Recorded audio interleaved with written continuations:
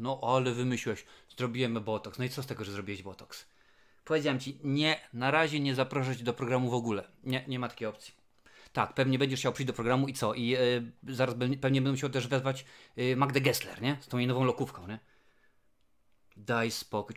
Stary, ja już mam nagrane, niedługo będzie Daily Lincoln, będzie Ormando. W tym momencie załatwiam kobietę z kabaretu.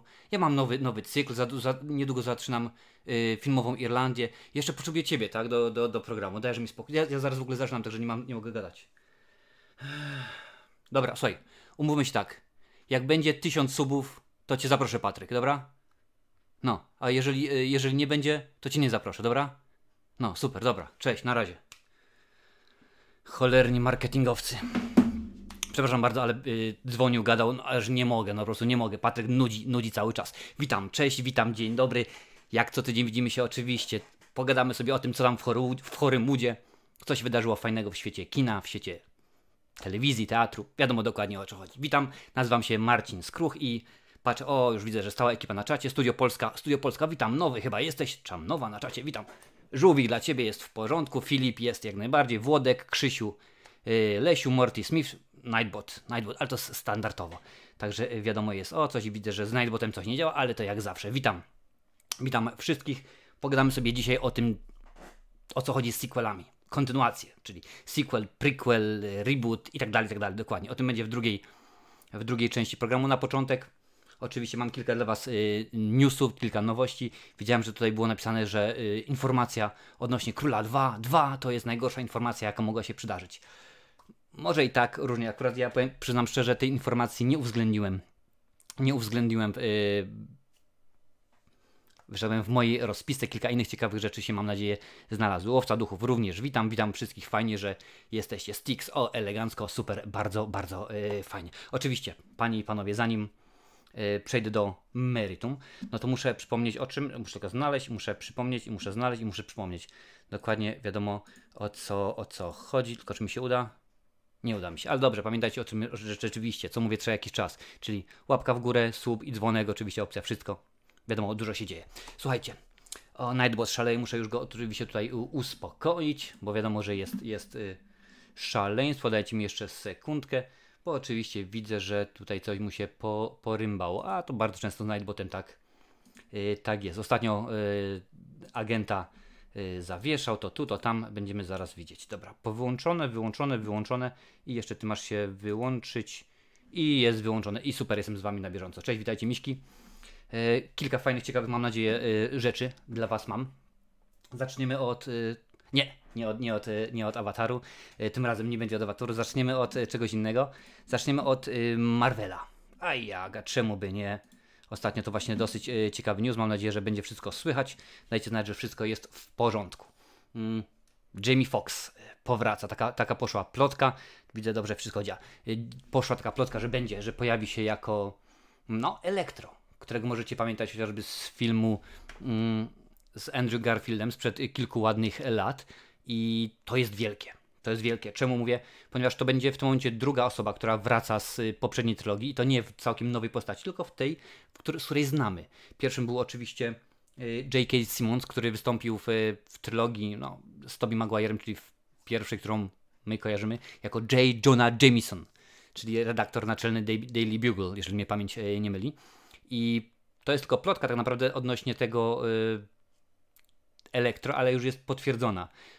Mniej więcej godzinkę, 2 godzinki temu serwis Rotten Tomatoes potwierdził, że nie tylko już był widziany na planie, ale rzeczywiście już jest parafowane wszystko, więc zobaczymy za dni kilka, jak bardzo te wszystkie informacje na temat Spidermana z Rotten Tomatoes się potwierdzą. Mam nadzieję, że będzie rzeczywiście dobrze, że będzie fajnie i okaże się, że jest dobrze, bo rzeczywiście Marvel, w tym przypadku akurat Sony, prawda, próbują chyba połączyć całkowicie. Mam nadzieję, że to połączą i nie będzie na zasadzie znowuż dzień dobry, jestem Peter Parker, pajączek mnie ukąsił i to mam pamiętać, nie. Skoro w tym momencie już jest Jonah Jameson, skoro teraz będzie Elektro, mam nadzieję, że rzeczywiście powiedzą, to jest jako całość, traktujemy, nie będziemy wracać i dobrze, bo ileż razy można słuchać tego o tym, jak pajączek go ugryźć i tak dalej, dokładnie wiecie wiecie jak to jest. Mam nadzieję, że będzie w porządku. Co wy na ten temat patrzycie?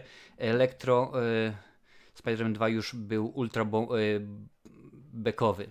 Zobaczymy jak tutaj zrobią w tym momencie. Domyślam się, że skoro pojawi się Elektro, no to już będzie wszystko współgrało razem z MCU, prawda? Razem z tym całym uniwersum, które oni tam mają, żeby to miało jakieś ręce i nogi. Zobaczymy, co jest grane. Pamiętajcie, ciągle nie wiadomo tak naprawdę, co się dzieje z Jake'em Gyllenhaalem. Tak? Ten jego Mysterio niby ma być, niby nie, niby żyje, niby nie żyje. No, wiecie jak to jest z Gyllenhaalem.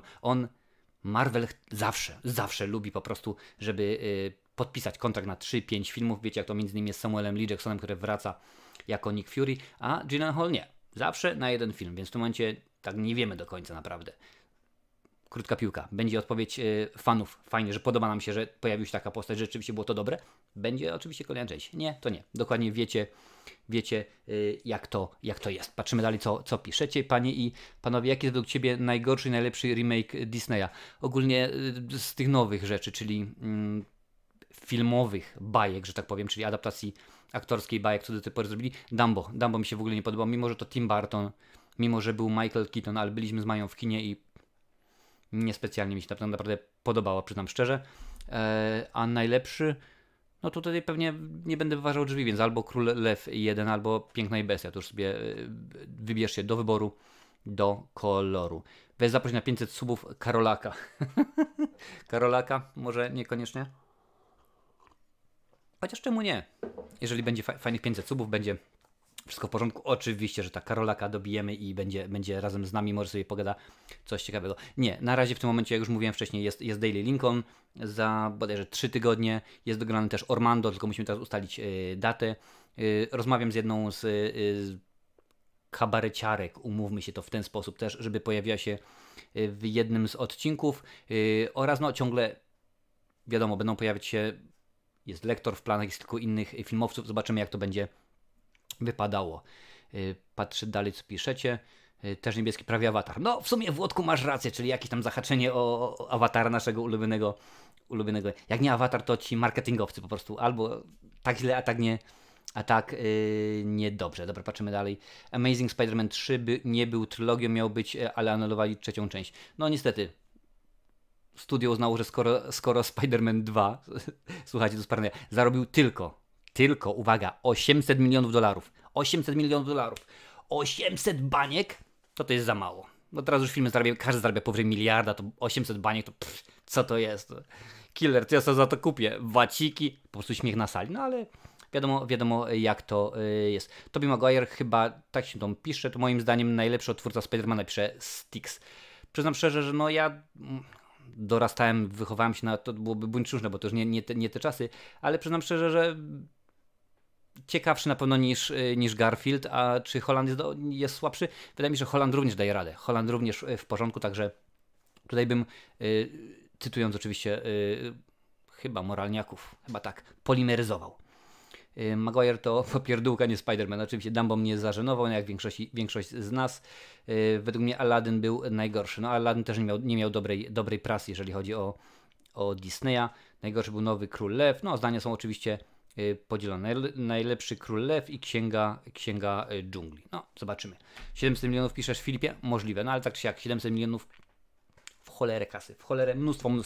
Słuchajcie, rzecz, która mnie zaskoczyła, przyznam szczerze, bo ta wiadomość spadła na mnie zaskoczyła mnie jak czołg z nienacka, to jest fakt, że panie i panowie, Beata Kozidrak dostanie swoją własną biografię. I nie zaskoczyło mi to w sensie in minus, na zasadzie, co Beata, co normalnie, porąbało ich? No nie, no spokojnie, skoro Rysiek Riddle była jego biografia, skoro Michał Wiśniewski miał film dokumentalny o sobie, to czemu nie, no umówmy się, pierwsza dama polskiego rock'n'rolla, prawda? Pani Beata już jest na rynku od kilkudziesięciu lat, więc zasłużyła. Zasłużyłeś ci, powtarzam, jak nie jeden generał nie zasłużył. Jak mówił Czereśniak w Czterech Pancernych. Więc wydaje mi się, że oczywiście jak najbardziej mnóstwo tych smaczków, jak przecież lata 80., no to rozwój polskiego rock'n'rolla, Baim, Perfect Lady Punk, Kombi, te wszystkie inne Kombi, rock'n'roll, ale żeś skruch zagadał. No dobra, ale niech będzie. Ale Można, to jest tak samo jak z Madoną. Można Beatę Kozidrak i Bajm lubić, można nienawidzieć, ale raczej chyba nie ma osoby, która nagle powie, że ja nie słyszałem takiej osobie, prawda? O, nie ma wody na pustyni, czy innych piosenkach typu Józek i w ogóle. Więc jestem ciekawy. Tutaj sobie wynotowałem, że reżyserią zajmie się Piotr Domalewski. Jest to reżyser filmu m.in. Cicha Noc. Cicha Noc to film obsypany nagrodami. Tutaj mam właśnie sobie szczegóły tego wszystkiego. No, zobaczymy. Stanowiska producentów piastują Leszek Bodzak i Aneta Hickenbottom. Mam nadzieję, że nie przekręciłem. Jeżeli tak, to pani Aneto, bardzo panią przepraszam. Bardzo przepraszam. Zobaczymy. Jestem ciekaw, naprawdę. Tak jak mówię, Bajm jest na topie bodajże od piosenki Piechotą do lata. To był chyba 77 rok, jeżeli mnie pamięć nie myli. A jeżeli mnie myli, to mnie poprawcie, bo wiadomo, że też wiecie. Ale to kupę lat temu i rzeczywiście to fajnie wyglądało. Dobrze. Jak najbardziej jestem, jak to mawiał Lechu, jestem za, a nawet przeciw. Niech pani Beata pokaże, że ma klasę. No, tylko teraz pytanie do was. Wpiszcie w czacie. Kto ma się wiarygodnie, żeby to było sensownie, fajnie, ciekawie wcielić w rolę Beaty Kozidrak? Jaka polska aktorka rzeczywiście, no bo to Polska, byłaby tą jedyną, którą my lubimy, my kochamy, chcielibyśmy zobaczyć w roli Beaty? No proszę bardzo, słucham was. Zaraz patrzę na czat, zobaczyć co piszecie. Włodek pisze, że Beata wygląda jak matka Stiflera. Możliwe akurat. Coś w tym jest, jak wklepałem Beata Kozidrak w wyszukiwarkę. To było pierwsze zdjęcie, które się pokazało, więc coś możliwe, że w tym jest. A, tu jeszcze do Spidermana piszecie, budżet 220 milionów i marketing 150 milionów, no więc tak średnio zarobił.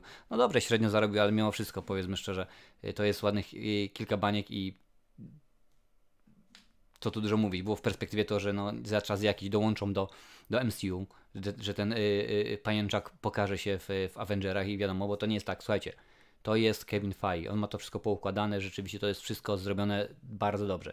Jeżeli każda wytwórnia miałaby takiego Kevina Feige'ego, to byłoby świetnie, bo w tym momencie byśmy widzieli na 20 lat do przodu, co się dzieje w telewizji, w kinie, w komiksie i tak dalej, To jest wszystko jedna połączona całość, więc byłoby w porządku.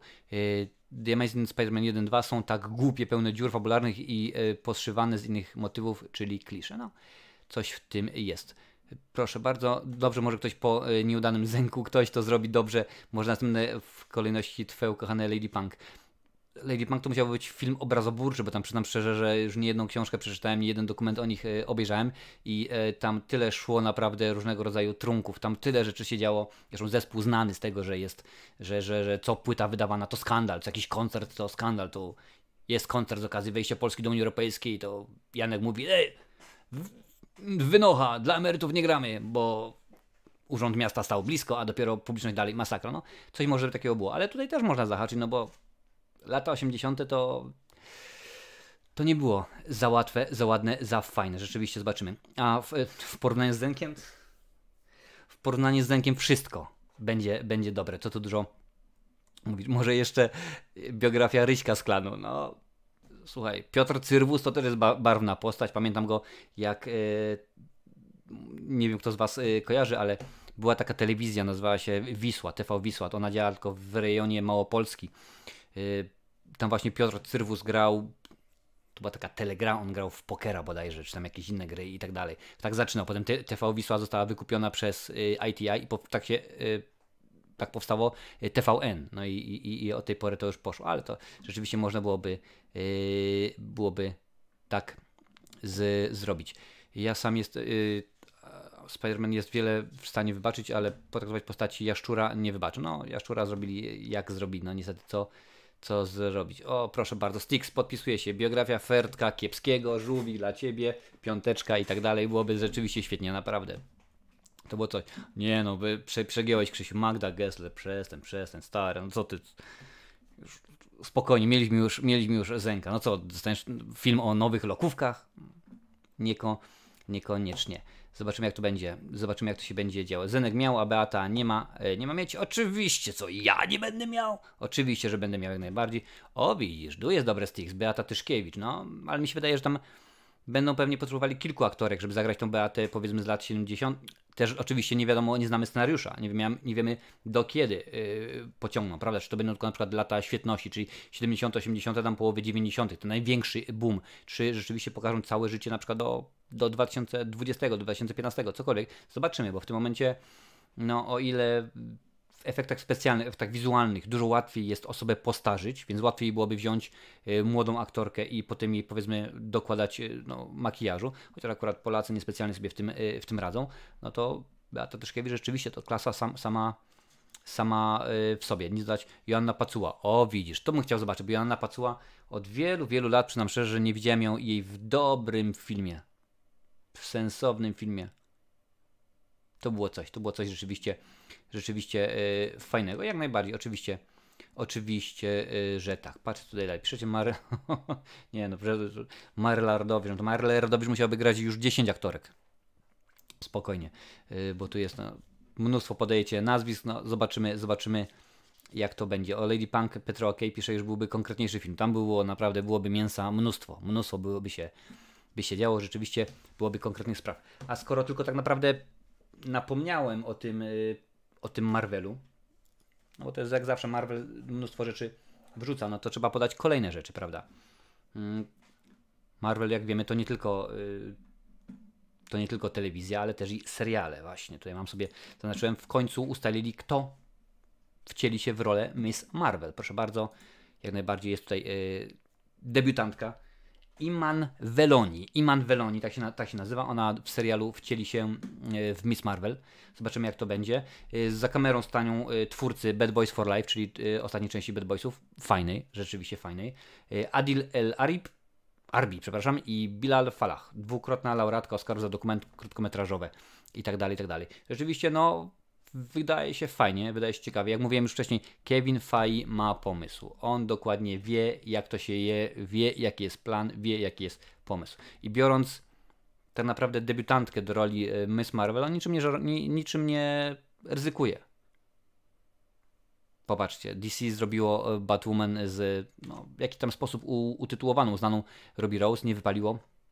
Krzysiu Lesiu będzie się pultał, ale takie jest życie, niestety, takie jest życie, że słabiutko, więc zobaczymy jak to będzie w ten sposób. Też pamiętajcie o tym, że Marvel ma mnóstwo tych seriali, bo Falcon and the Winter Soldier, WandaVision, Loki, Hawkeye, She-Hulk, Moon Knight już są potwierdzeni.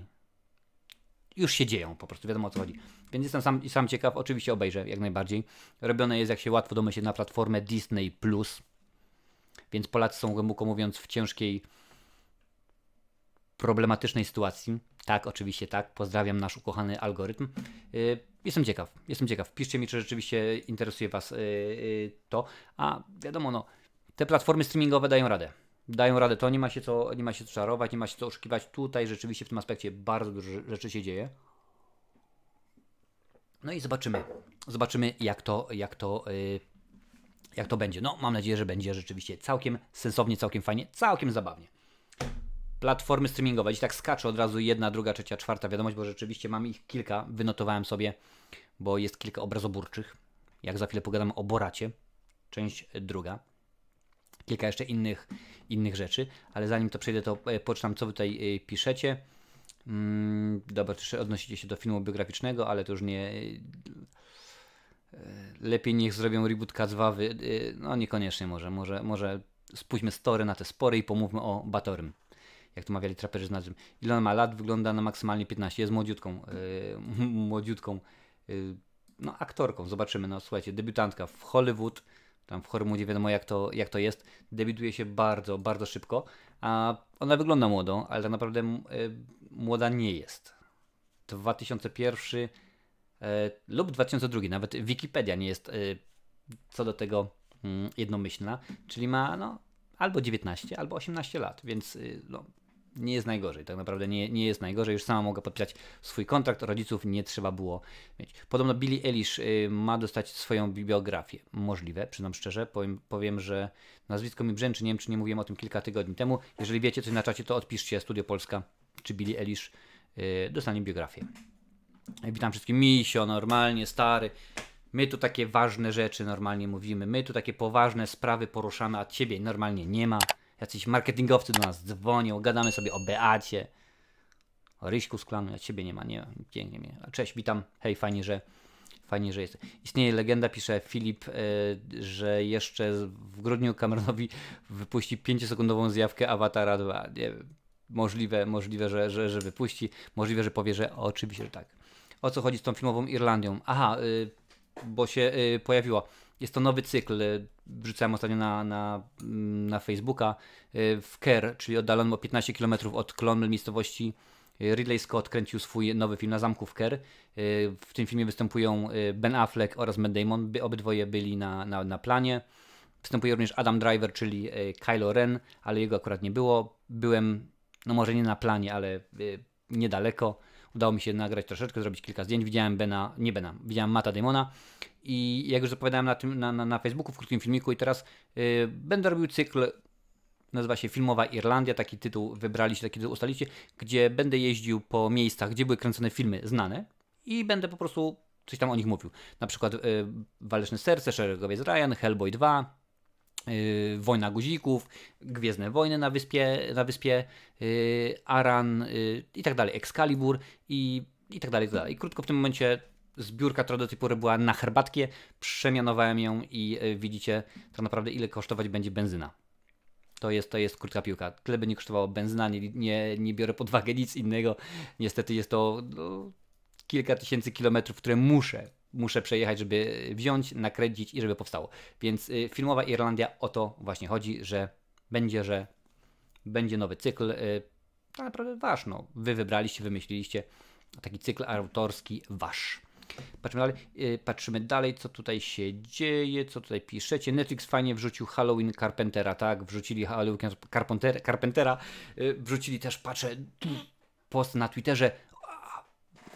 Koszmar z ulicy Wiązów. Mówię, no super, rewelacyjnie. Już się cały podjarałem elegancko, idę mówię zobaczyć. A to badziewie z 2010 roku z pizzowym Freddym Kruegerem. Po prostu masakra. Jak to można było zrobić? Szkoda, po prostu szkoda. Ale Halloween, jak najbardziej oczywiście Carpentera może być. Patryk Wega pewnie już ma pomysł na 40 filmów. Ostatnio oglądałem Hate Park na kanale sportowym i z tego co tam mówił, to ma chyba pomysł na kolejnych 12 filmów. O tak wypuszcza średnio 2 co rok, tam chyba bodajże było do 2027 ma już pomysł na film, także ale już nie będzie robił po polsku, teraz tylko po angielsku będzie robił, bo wchodzi na świat, wchodzi do Hollywood. Tak zresztą sam powiedział. Proszę bardzo, może być. Ważniejsza wiadomość od czasu rozwodu, że no, tak to jest. Zagrała w jednym filmie krótkometrażowym i już do MCU idzie, pisze film. No proszę bardzo, no tak to czasami jest. Nie trzeba po prostu być, a może ma po prostu dobrego agenta, albo może jest wizualnie osobą, którą studio poszukuje. Wiecie jak to jest dokładnie w Hollywood. Patrzymy dalej, co tutaj się fajnego pisze. Ja się do dziś zastanawiam, pisze Styx, czy Czas Apokalipsy, czy Szeregowiec Ryan jest lepszy. No to już zagwozdka, powiem szczerze, konkretna, bo rzeczywiście i filmy poważne i tak dalej. Jeśli ktoś chce obejrzeć dobre horrory, badziewne, to polecam Straszny Film 5. Tylko że Straszny Film to jest akurat komedia, więc to nie jest... Tak, Jurku, Vega do Hollywood, no on mówi o to wszystko naprawdę powiedział jak, co, gdzie i kiedy, jak to będzie wszystko robione i tak dalej, i tak dalej. Zanim przejdziemy do kolejnego tematu, to pochwalę się, bo mogę, a jak, a czemu by nie. Popatrzę, gdzie tutaj mam i będę się chwalił, ale proszę bardzo, wiecie, że oprócz tego, że kocham filmy o nich mówić, również robię filmy. I mój ostatni film krótkometrażowy, czyli Dzieciak, wygrał, proszę bardzo, chwalę się, jest tutaj, widzicie, wygrał nagrodę za najlepszy film. Najlepszy film krótkometrażowy na Accord Cine Film Fest. Bardzo jestem zadowolony, bardzo jestem z tego niezmiernie dumny.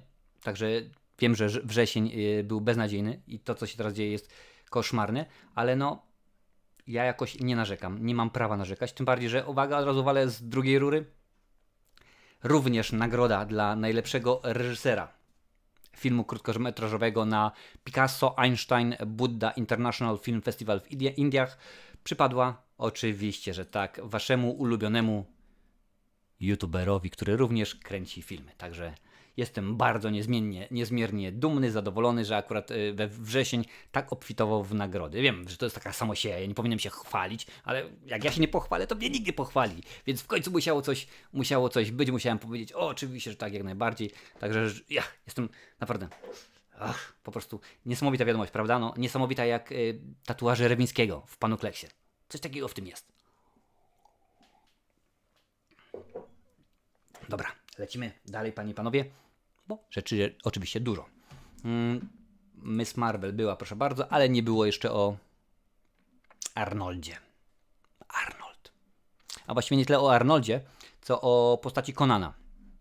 Bo jakże mogło nie być tak, skoro Netflix kupił prawa do twórczości Roberta E. Howarda. Robert E. Howard, tak, to jest ten facet, który wymyślił postać Cymeryjczyka, czyli Conana Barbarzyńcę i krótka piłka. Netflix będzie robił kolejny serial i tym razem będzie to serial o Conanie, jak łatwo się domyśleć. Nie ma jeszcze szczegółów, nie wiadomo kto będzie grał główną rolę. Arnold no oczywiście nie jest w żaden sposób do tego przywiązany, połączony. Jakiś czas temu, gdzieś ze 3-4 lata temu bodajże była taka plota, że Arnold ma zagrać w nowym Conanie, ale on już powiedział, że jestem za stary, co najwyżej mogę wcielić się w postać Krona. Ale nie, no potem wiadomo, minęło kilka lat, dostaliśmy Conana z Jasonem Momoą, który był delikatnie mówiąc debilny i słaby. No i nie wyszło to jakoś. No wiadomo, że też w latach, patrz tutaj sobie, 97-98 był serial telewizyjny, w którym to właśnie w rolę Cymeryjczyka wcielił się Ralph Müller. Bardzo ładne nazwisko i tak dalej. Kto będzie? Nie wiem. Kogo wy byście widzieli w roli Conana? Kto by rzeczywiście mógł się pojawił? To jest Netflix, więc to rzeczywiście będzie serial, domyślam się, pierwszej wody, kino A-klasy, więc pewnie Arnold namaści kogoś, ale kogo widzicie? Bo rzeczywiście mnóstwo jest możliwości, mnóstwo takich aktorów, którzy idealnie by się naprawdę wpasowali w rolę Conana. Wiadomo, że aktor musi być duży, musi być napakowany, musi być potężnie zbudowany, jeżeli tak to można powiedzmy ująć, a no niekoniecznie musi być super świetnym aktorem, bo Arnold nie był rewelacyjny, to nie można nikogo okłamywać, ale spisywał się świetnie, spisywał się świetnie, dobrze, był rzetelny i to mnie naprawdę cieszy. I to mnie cieszy jak najbardziej. Zaraz zobaczę, kogo piszecie. B-klasa. No niekoniecznie, nie wydaje mi się, że to była B-klasa. Wydaje mi się, że rzeczywiście będzie A-klasa, no bo wiadomo, Netflix jak już coś robi, jak już robi serial, to najczęściej daje. Pudzian by się nadawał. Pudzian mi się wydaje może mieć problemy z językiem, bo z tego co słyszałem kilka razy jego wypowiedzi po angielsku, to on mniej więcej mówi tak po angielsku jak ja po chińsku, więc niespecjalnie, ja po chińsku tylko znam sakę. Czy po japońsku? Nie, po chińsku. Czy po japońsku? Nie, nieważne. W każdym razie niespecjalnie mu wody. Zobaczymy jak to będzie, ale Netflix, Henry Cavill, tak, Henry Cavill się przypakowałby trochę jeszcze, chyba że go ubiorą, tak jak ubrali Wiedźmina, by się nadawał. Oczywiście, że tak, nasz ulubiony Pinokio ostatnimi czasów, to na pewno byłby dużo ciekawszy w tej roli niż w roli Bonda. Jamesa Bonda. No ale zobaczymy jak to będzie. Czas pokaże. No wiadomo jak mamy sytuację teraz, więc musimy poczekać, aż więcej szczegółów będzie można ujawnić. Tutaj widzę, że jest mowa o Clincie. Tak, będzie zaraz również o Clincie i studzie. 90 lat i facet ciągle nadaje. Naprawdę jest lepszy niż J23, ale zostajemy ciągle przy Netflixie i poniekąd przy Marvelu, przy komiksie. Mówi się, że przy komiksie. Otóż krótka piłka. Sandman. Tak, The Sandman. Będzie kolejny serial oczywiście. Kolejne są pogłoski castingowe, jak to bardzo ładnie jest nazwane. Czyli w skrócie 2 aktorów. Liam Hemsworth. Tak, to jest ten młodszy Hemsworth. Ten od Thora, tego co wiecie, a ja tutaj mówię. I hardkorowo muszę, uwaga, zastanowić się. Dacre Montgomery. Mam nadzieję, że dobrze wymawiam. Dacre Montgomery. Staramy się o postać czarnego charakteru, czyli Koryntczyka. Zobaczymy, jak to rzeczywiście będzie. Koryntczyk jest stworzony przez Morfeusza koszmarem, ale pewnego dnia nie chce mu się już więcej straszyć. Mówi, ja dosyć mam normalnie, ten w ogóle cały czas wega tymi filmami bardziej straszny niż ja. Porzuca krainę snów, ucieka na ziemię i staje się po prostu seryjnym mordercą. Zobaczymy, jak to będzie. Zobaczymy, jak to wyjdzie. No, Hemsworth jest znany, mniej lub więcej. Tutaj patrzę sobie Igrzyska Śmierci, oczywiście Dzień Niepodległości, druga część. Dacre, mam nadzieję, że dobrze mamy, Dacre Montgomery, no to Stranger Things, proszę bardzo, Power Rangers, zobaczymy. Przyznam szczerze, że jak dla mnie taki wybór z niczego, bo obydwoje panowie są rewelacyjni. Tak patrzę na zdjęcia, no tak niekoniecznie może super, ale spokojnie, charakteryzacja swoje potrafi zrobić, a że Netflix potrafi wydźwignąć takie rzeczy na lepsze, na wyższe poziomy, to wiadomo jak to jest, panie i panowie. Patrzę, co piszecie na czacie. John Cena. Dawid M. pisze. John Cena rzeczywiście mógłby być dobry w roli Conana. Mógłby być ciekawy. Pewnie, że tak. Czemu by nie? W Warszawie i Manchesterze nie ma innych klubów jak Legia i City. Panowie gadajcie sobie o piłce.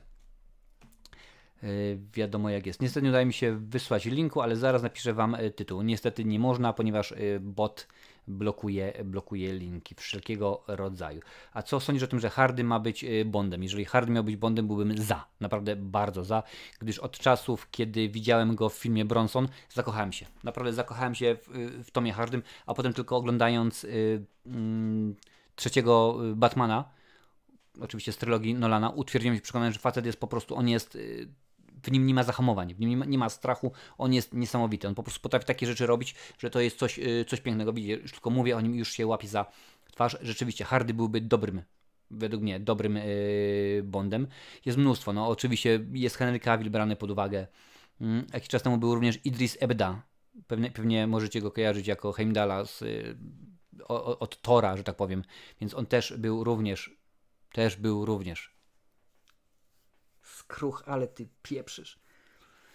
Również był brany pod uwagę, więc tak naprawdę mieliśmy George'a Lazenby'ego, nie był rewelacyjny, jeden film i po prostu odpadł. Mimo że jako Blofeld w tymże filmie wystąpił Telly Savalas, czyli Kojak. Był w 2 filmach Timothy Dalton.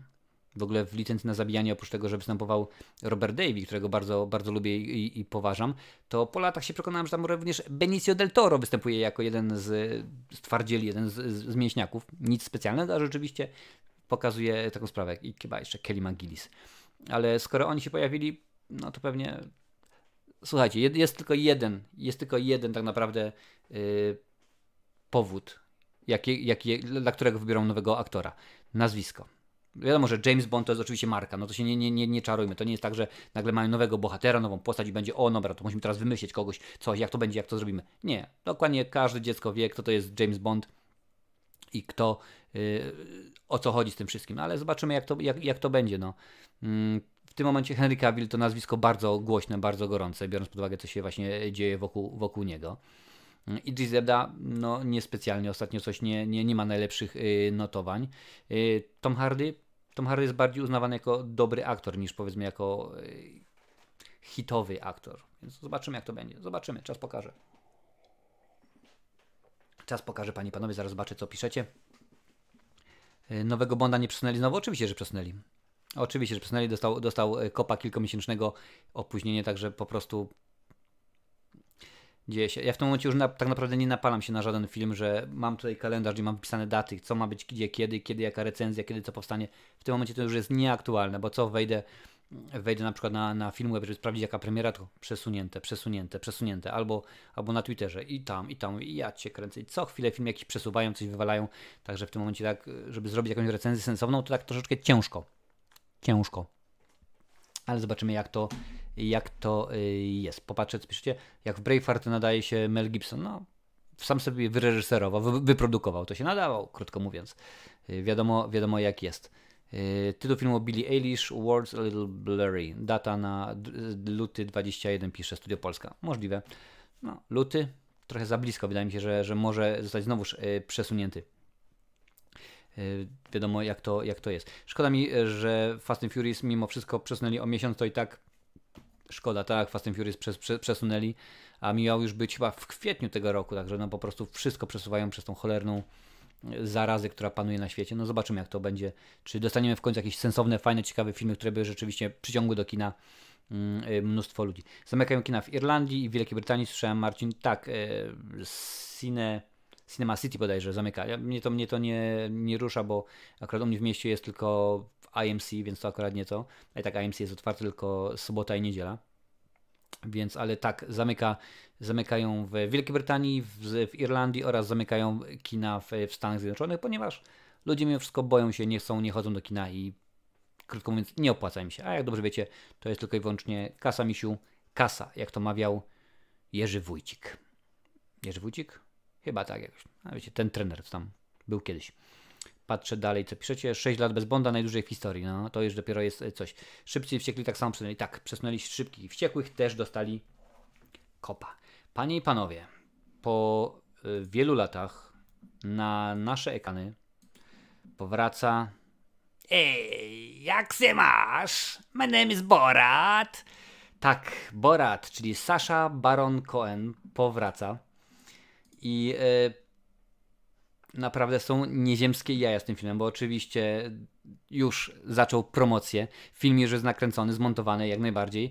Film zaczął promocję, bo wysłał na Twitterze gratulacje dla prezydenta Stanów Zjednoczonych po pierwszej wygranej debacie, oczywiście w swoim stylu. Wiadomo, jak ktoś chce, to sprawdź sobie na Twitterze, jak to wygląda. No, zabawnie, naprawdę zabawnie. Tytuł jest w ogóle bardzo abstrakcyjny i długi. Nie będę go tutaj mówił, bo akurat jest kilka słów, które nasz ukochany algorytm może uznać za nieodpowiednie dla treści, oczywiście widzów. Jeżeli chcecie, sobie wpiszcie między innymi w Google albo w wyszukiwarkę na YouTubie, na YouTubie też może być, albo na Filmwebie, na pewno coś się pojawi, ale bardzo, bardzo, bardzo długi temat. Oczywiście Sacha Baron Cohen wraca. Było hardkorowo, no bo pierwsza część przy budżecie 18 baniek zarobił ponad 260 milionów. I rzeczywiście film się sprzedał, ludzie zakochali się w Boracie. No i teraz już nie było tak łatwo tego filmu kręcić, więc kiedy kręcili film, oczywiście ekipa okrojona do minimum, no wiadomo jaka mamy sytuację, która panuje na świecie, no to w tym momencie jak już ludzie byli, ale czy to nie, to po prostu ja w tym momencie gram, że niby ja jestem nim. Że ja udaję, że nie jestem nim, że on gra, że udawanie, no zobaczymy jak to będzie. Można się domyślać, czego dużą dawkę otrzymamy, czyli wulgarnego humoru. Będzie mnóstwo pewnie żartów o dupie Marynie i tak dalej. Wiadomo jak to w Boracie jest. Jestem ciekaw, czy będzie poprawność polityczna. Petro OK pisze? Nie będzie w Boracie na pewno poprawności. Zresztą Sasha, no nigdy, czy to był Ali G, czy to był Borat, on miał głęboko w dupie całkowicie poprawność polityczną. Dlatego te filmy, nawet jeżeli popatrzycie, te jego tak naprawdę ostatnimi czasy dwa najbardziej hardkorowe, czyli Borat oraz Bruno. No tam się działy takie rzeczy, że to było po prostu tylko się za głowę złapać i jesteś, co tam się działo, co tam leciało. Będzie grubo, naprawdę będzie grubo, aczkolwiek film, panie i panowie, nie trafi do kin.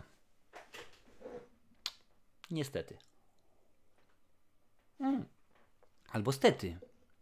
Stety, ponieważ ostatnio przedłużyłem swoją subskrypcję Prime, czyli Prime Video, czyli Amazon Prime i pod koniec października właśnie na Prime pojawi się Borat 2. Także jestem ciekaw. To oczywiście będzie recenzja jak najbardziej, bo wiecie, że na moim kanale tematów tabu nie ma. Czy jest Borat, czy to jest film o pierwszym kuszeniu.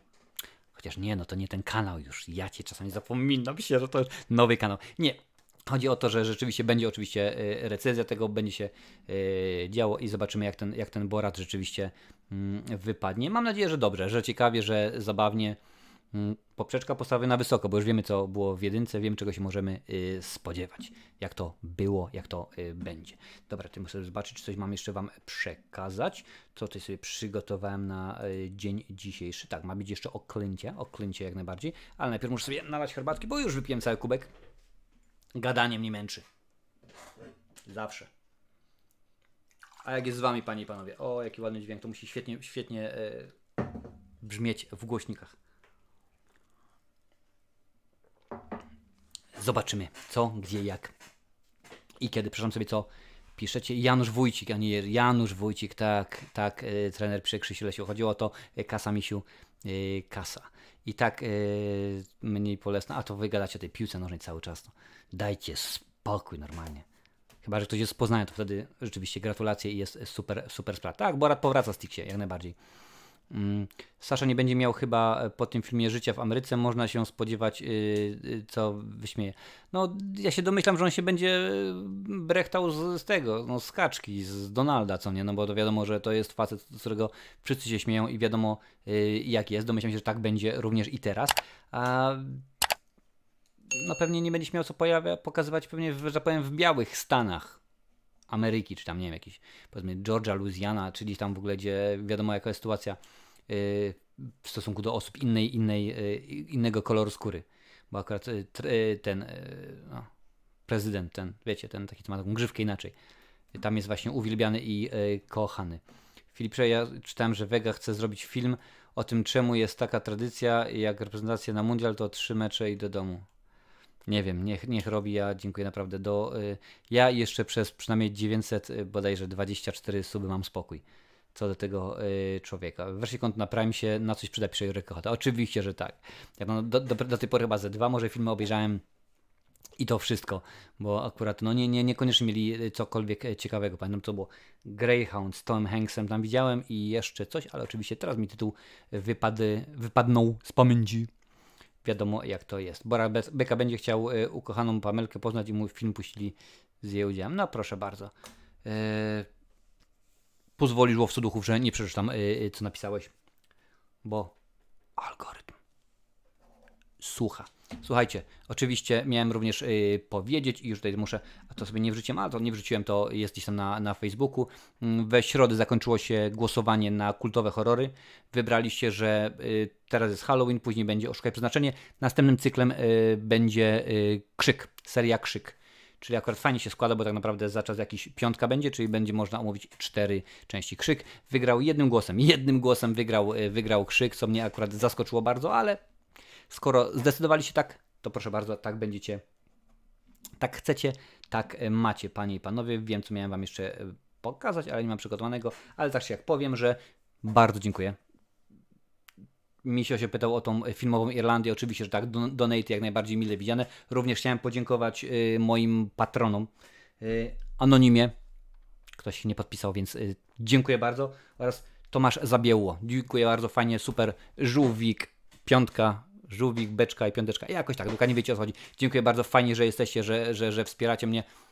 Wiadomo, ten kanał, mam nadzieję, że tak w okolicach 2050 zacznie na siebie zarabiać, ale póki co, przynajmniej nie będzie na tą benzynę, żeby poruszać się po Irlandii, żeby można było kręcić jedną, drugą, trzecią rzecz, 4, wiadomo jak to będzie.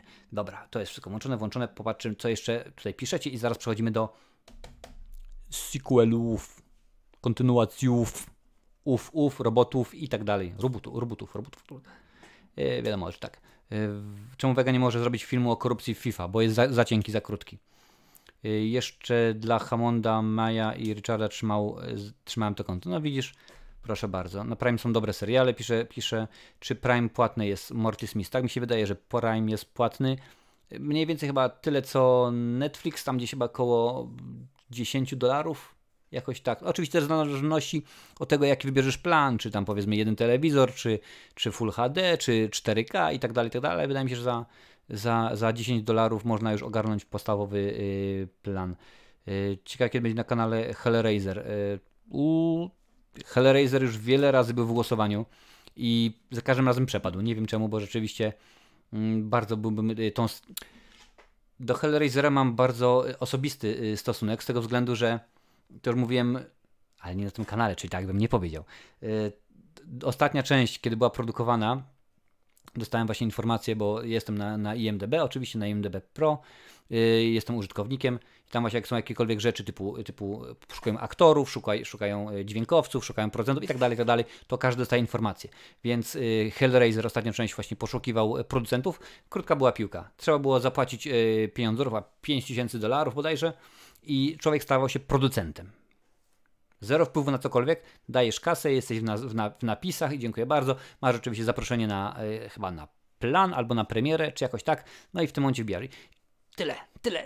Tyle normalnie. Byłem od tego, żeby powiedzieć, no chyba rzeczywiście trzeba jakoś zacząć w tym Hormudzie i chyba rzeczywiście skuszę się i dam te pieniądzury. Ale mówię, nie. Nazwisk nie było żadnych sensownych. Żaden sensowny aktor, tudzież twórca nie był do tego, że tak powiem, podpięty, więc stwierdziłem, nie, odpuszczę. No i jak się okazało, był to ruch bardzo, bardzo, bardzo, bardzo dobry, gdyż film poległ finansowo na całej linii. Nie udało się, no komercyjnie poległ oczywiście, a artystycznie, co tu dużo mówić, to że tam 50 część, także. Ale wiadomo jak to jest. Akurat w dzisiejszy tytuł odcinka, czyli sequele, kontynuacje, rebooty, wpisuje się idealnie. Podobnie zresztą było z ostatnim Kickboxerem, ale też się wycofałem. Wiadomo jak to jest. Ma powstać serial na podstawie filmu Garść dolarów. Tak, jest, mam tutaj nawet gdzieś zaznaczone oczywiście. Studio Mark Gordon Pictures przygotowuje właśnie serial oparty na spaghetti westernie. Osobiście nie jestem specjalnie zwolennikiem, przyznam szczerze, bo są pewne rzeczy, które powinniśmy sobie odpuścić i dziękuję bardzo. Nie ma po co, bo pamiętajcie, że za garść dolarów Sergio Leone to już była nowa wersja, to już był remake filmu Straż Przyboczna Akira Kurosawy. Więc teraz robią nową serial na podstawie nowej wersji, która była... Widzicie, do czego zmierzam? Po prostu nie jestem zainteresowany tym. Naprawdę tak tutaj patrzę właśnie na portfolio, to co właśnie wytwórnia Mark Gordon Pictures ma w swoim dorobku i podam wam 3 najgłośniejsze tytuły. Morderstwo w Orient Expressie. Tak, to z Kennethem Branaghem, jeżeli pamięć mnie nie myli, w roli Herkulesa Poirot. Steve Jobs. Oraz 2012. Akurat chyba z Dwaynem Johnsonem gadałem w komentarzach pod recenzją filmu katastroficznego Greenland, więc nie są to tytuły wybitne ze wszechmiar. Domyślam się, że tutaj też nie będzie serwis. Jest to wiadomość podana przez serwis Deadline, więc no, w jaki tam sposób jest rzeczywiście autentyczna, prawdziwa, potwierdzona.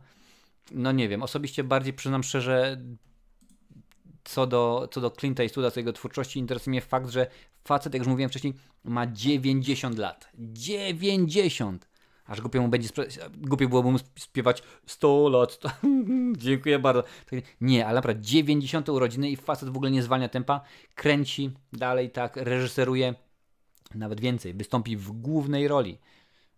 W głównej roli, mimo że już lata temu powiedział, że rzeczywiście odpuszcza, nie, dziękuję bardzo. Tutaj mam właśnie Cry Macho jest tytuł filmu. No zobaczymy jak to będzie. To jest ekranizacja powieści N. Richarda Nasha. Proszę bardzo. Jeżeli dla zainteresowanych będzie to opowieść o starcu, który kiedyś był gwiazdą rodeo i hodowcą koni, teraz przyjmuje zadanie od dawnego szefa. Ma sprowadzić do domu syna mężczyzny, który przybywa z matką alkoholiczką.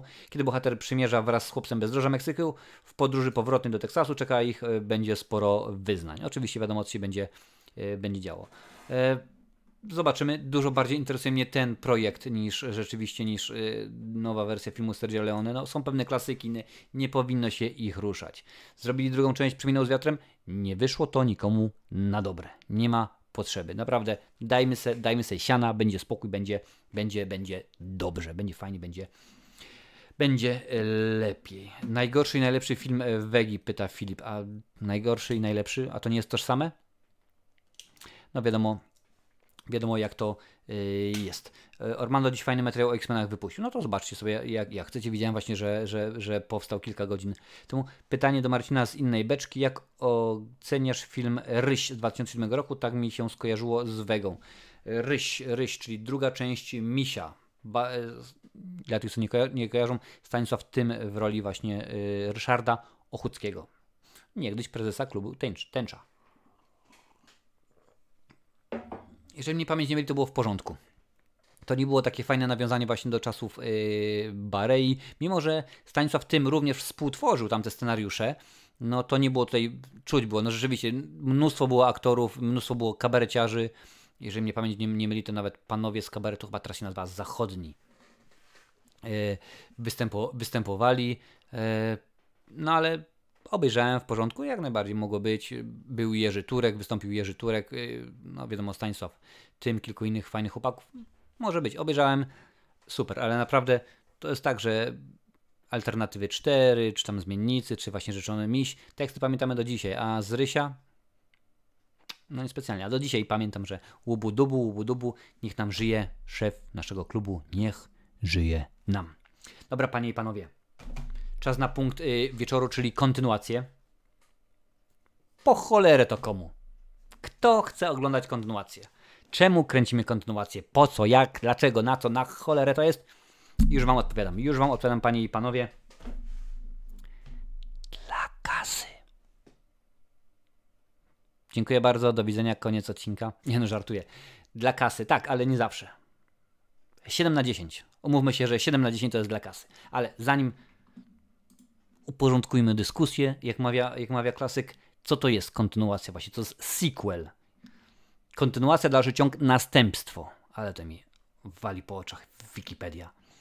Kontynuacja jakiegoś dzieła, najczęściej filmu, książki lub gry komputerowej, przedstawiająca dalsze części, dalsze losy poznanych bohaterów lub kontynuująca wątek ukazany w poprzednim dziele. Oczywiście tam jest więcej, nie będę mówił, nie będę tłumaczył i tak dalej. Ale jak łatwo się domyśleć, czekajcie, bo teraz już nie wali po oczach tak bardzo.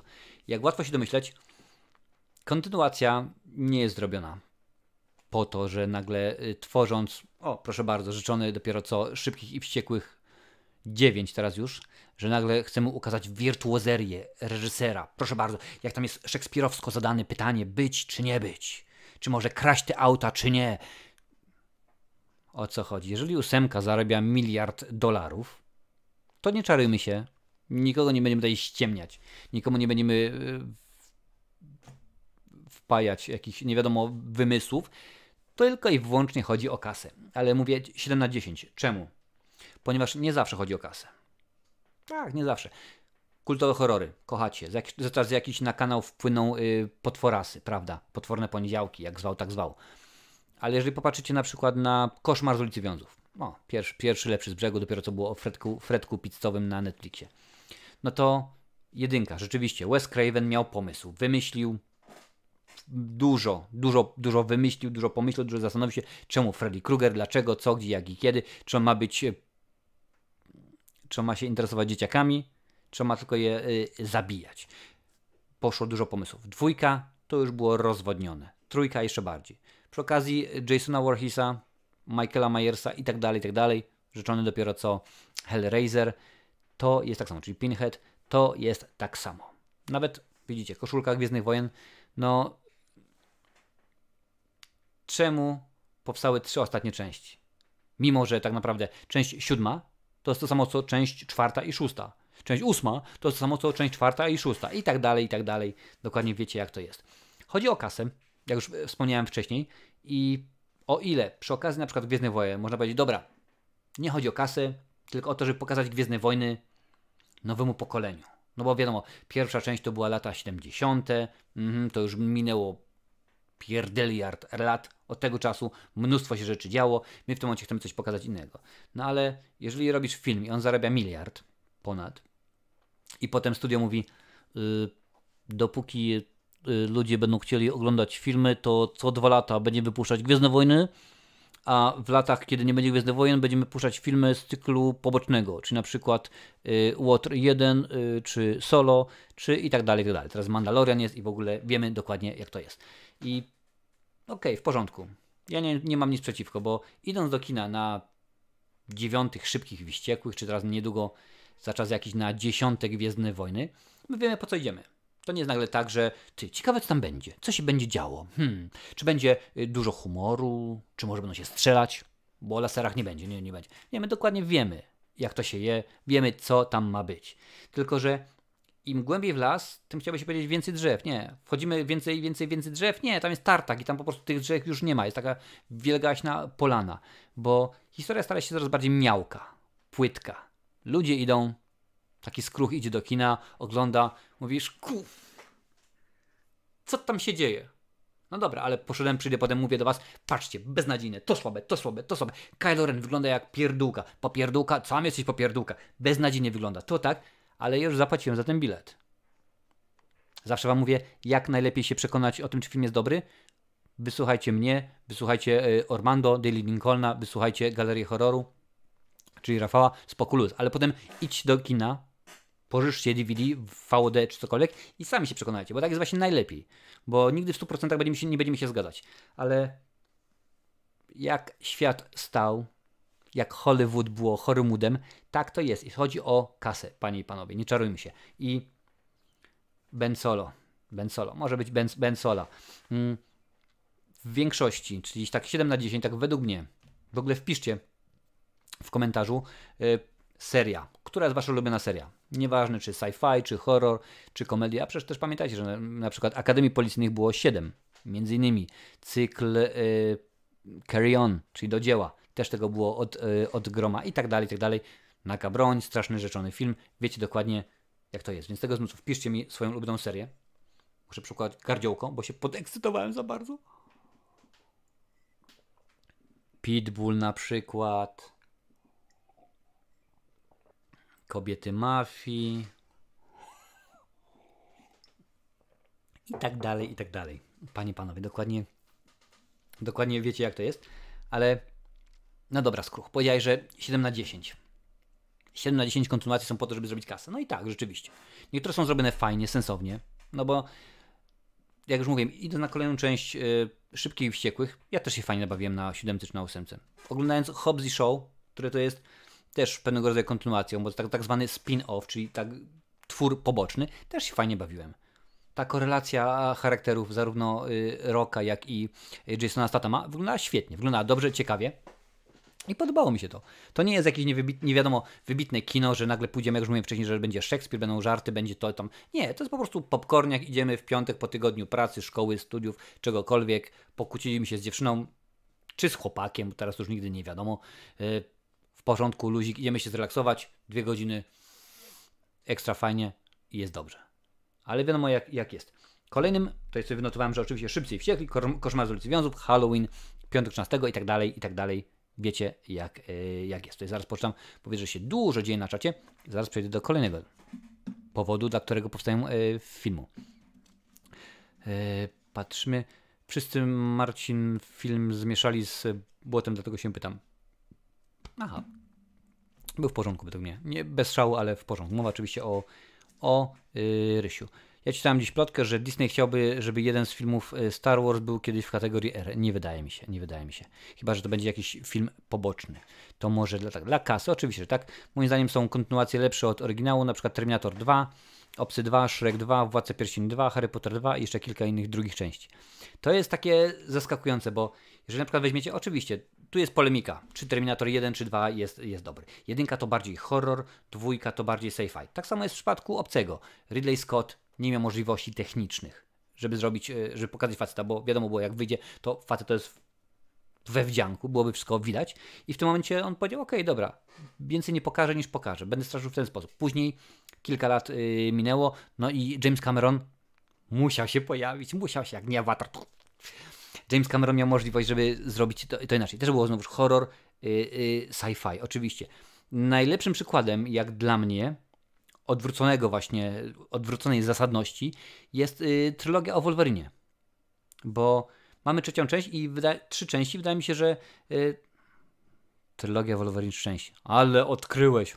A koło jest okrągłe. Ale mamy 3 części i tak patrząc na to, jaka jest fabuła, jakie jest wykonanie, to zaczynamy od najgorszej do najlepszej. Rzeczywiście Wolverine Geneza jest ok. Potem mamy Wolverine i potem mamy Old Man Logan, który jest rzeczywiście świetny, bardzo dobrze zrobioną adaptacją komiksów. I to jest odwrotnie. Najlepszy sequel to Obcy, Ostateczne Starcie, według mnie. To chyba 2, tak? Obcy 8, chyba tak, to mi się wydaje. Rzeczywiście dobry, bardzo mi się podoba, przyznam szczerze, że według mnie nie jest to najlepszy, ale rzeczywiście jest w 10 najciekawszych filmów. Najgorszy sequel Atak Klonów, mowa oczywiście o Gwiezdnych Wojnach. No nie zgodzę się chyba. Nie, zgodzę się jednak. Rzeczywiście Atak Klonów jest beznadziejny. Co tu dużo mówić. Lody na patyku. Kto pamięta Lody na patyku? Dawid W. pisze. Łapa w górę, proszę bardzo, normalnie. Lody na patyku. Taka świetna komedia dla dorosłych, można by powiedzieć. Normalnie tam był podtekst właśnie erotyczny. To było, pamiętam, lata 80. Tego było chyba z 6 czy 7 części. W podobnym temacie było utrzymane Porky's. Nie wiem jaki jest polski tytuł. Też pamiętam, że było dosyć wesoło. Rocky pisze Łowca Duchów. Oczywiście, że tak, ale Rocky jest właśnie tym przykładem, że zaczynamy od filmu ambitnego, dobrego, ciekawego. No bo nie czarujmy się, Rocky 1 świetny, 2 Oscary. Więc dokładnie wiadomo, jak to jest. Potem staje się coraz bardziej płytkie. Przecież jeżeli przypomnicie sobie Rockiego 5, tak, kiedy Sylwek Stalowy, przepraszam, że Rocky Balboa właśnie uczy swojego podwładnego, no ucznia powiedzmy, no to tego się oglądać nie dało. Rocky 6 rzeczywiście w pewien sposób się odkupił. Okazało się, że okej, w porządku, nie jest najgorzej. Stallone wie, jak to się je. No, trudno darmo, żeby nie wiedział po tylu latach robiąc filmy. Chociaż z drugiej strony Vega też robi. Dobra, nieważne. W każdym razie, tak, jak najbardziej Rocky był w porządku. Ciężko wybrać jedną serię przy Krzysiu. Oczywiście, że ciężko wybrać. Stąd właśnie wiadomo, że to działa. Bo gdyby nie działało, bo o ile na przykład, umówmy się, ile lat minęło od kiedy rzeczywiście kontynuacje zaczęły się pojawiać. Nie słyszycie na przykład o tym, że jakiś tam cykl z lat 60. czy 50. nagle, że jest 8 części czegoś. Ciężko sobie coś przypomnieć, prawda? Lata 80. od kiedy Gwiezdne Wojny zaczęły szaleć, to był pierwszy wielki mega hit. Jakby mega hit Skruch mógł być inny, skup się. Ale rzeczywiście, tak od wtedy właśnie jest. Najlepszy film animowany to Toy Story 4, Shrek 2, Król Lew. Pisze Filip, jeszcze Mroczny Rycerz jest lepszy od oryginału. Do Mrocznego Rycerza dojdziemy, bo dla mnie to jest przykład właśnie numer 2. Za chwilę będzie. A będzie recenzja filmu Pinokio? Oczywiście, że tak, jeżeli mi się uda zobaczyć, to będzie jak najbardziej. Origins Wolverine to najbardziej bekowy film superhero. Jest polewka, prawda? Jest polewka, no... Żeby powiedzieć bez rewelacji, to tak jakby nic nie powiedzieć, krótko mówiąc. No, wiecie dokładnie, jak to jest. Najlepszy aktor komediowy to Ace Ventura, czyli Jim Carrey, czyli Steven O. Deckard, scenarzysta. No rzeczywiście dobra komedia. Jeszcze można powiedzieć, że minimalnie lepszy od oryginału jest Kevin Sam w Nowym Jorku. Z kontynuacją jest tak, i to jest w każdej kontynuacji, że jeżeli jedynka, czy tam 2 czy 15 zarobi kasę, no to wiadomo, że kolejna musi być już więcej, mocniej, głośniej. Jeżeli mieliśmy Kevin Sam w domu, no to w tym momencie to musi być wszystko pokazane inaczej, czyli mamy Nowy Jork, czyli mamy więcej możliwości w tym domu, który tam wujek remontuje, że będzie więcej pułapek, więcej tego, więcej siamtego. Schemat ten sam, ale dostajemy więcej rzeczy. Tak samo więcej pościgów szybkich i wściekłych. Freddy rozwali więcej dzieciaków. Oszukać Przeznaczenie, które teraz oglądam, no wiadomo, te śmierci muszą być coraz bardziej wymyślne. Nie czarujmy się, że 5. część Oszukaj Przeznaczenie będę oglądał dla suspensu. Nie, my chcemy zobaczyć, jak ci ludzie będą ginęli w coraz bardziej zabawny sposób.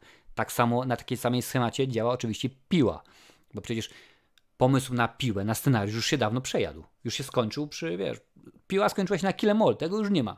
Ale w tym momencie chcemy wiedzieć jak, coraz bardziej, coraz sensowniej. A może coś tam się uda nawiązać. A proszę bardzo, teraz James Wan wchodzi. Może to dokładnie wiecie, jakby się nie sprzedawało, to by nie było niedługo kolejnej nie bezpośrednio, ale pośrednio części z Chrisem Rockiem w kinach.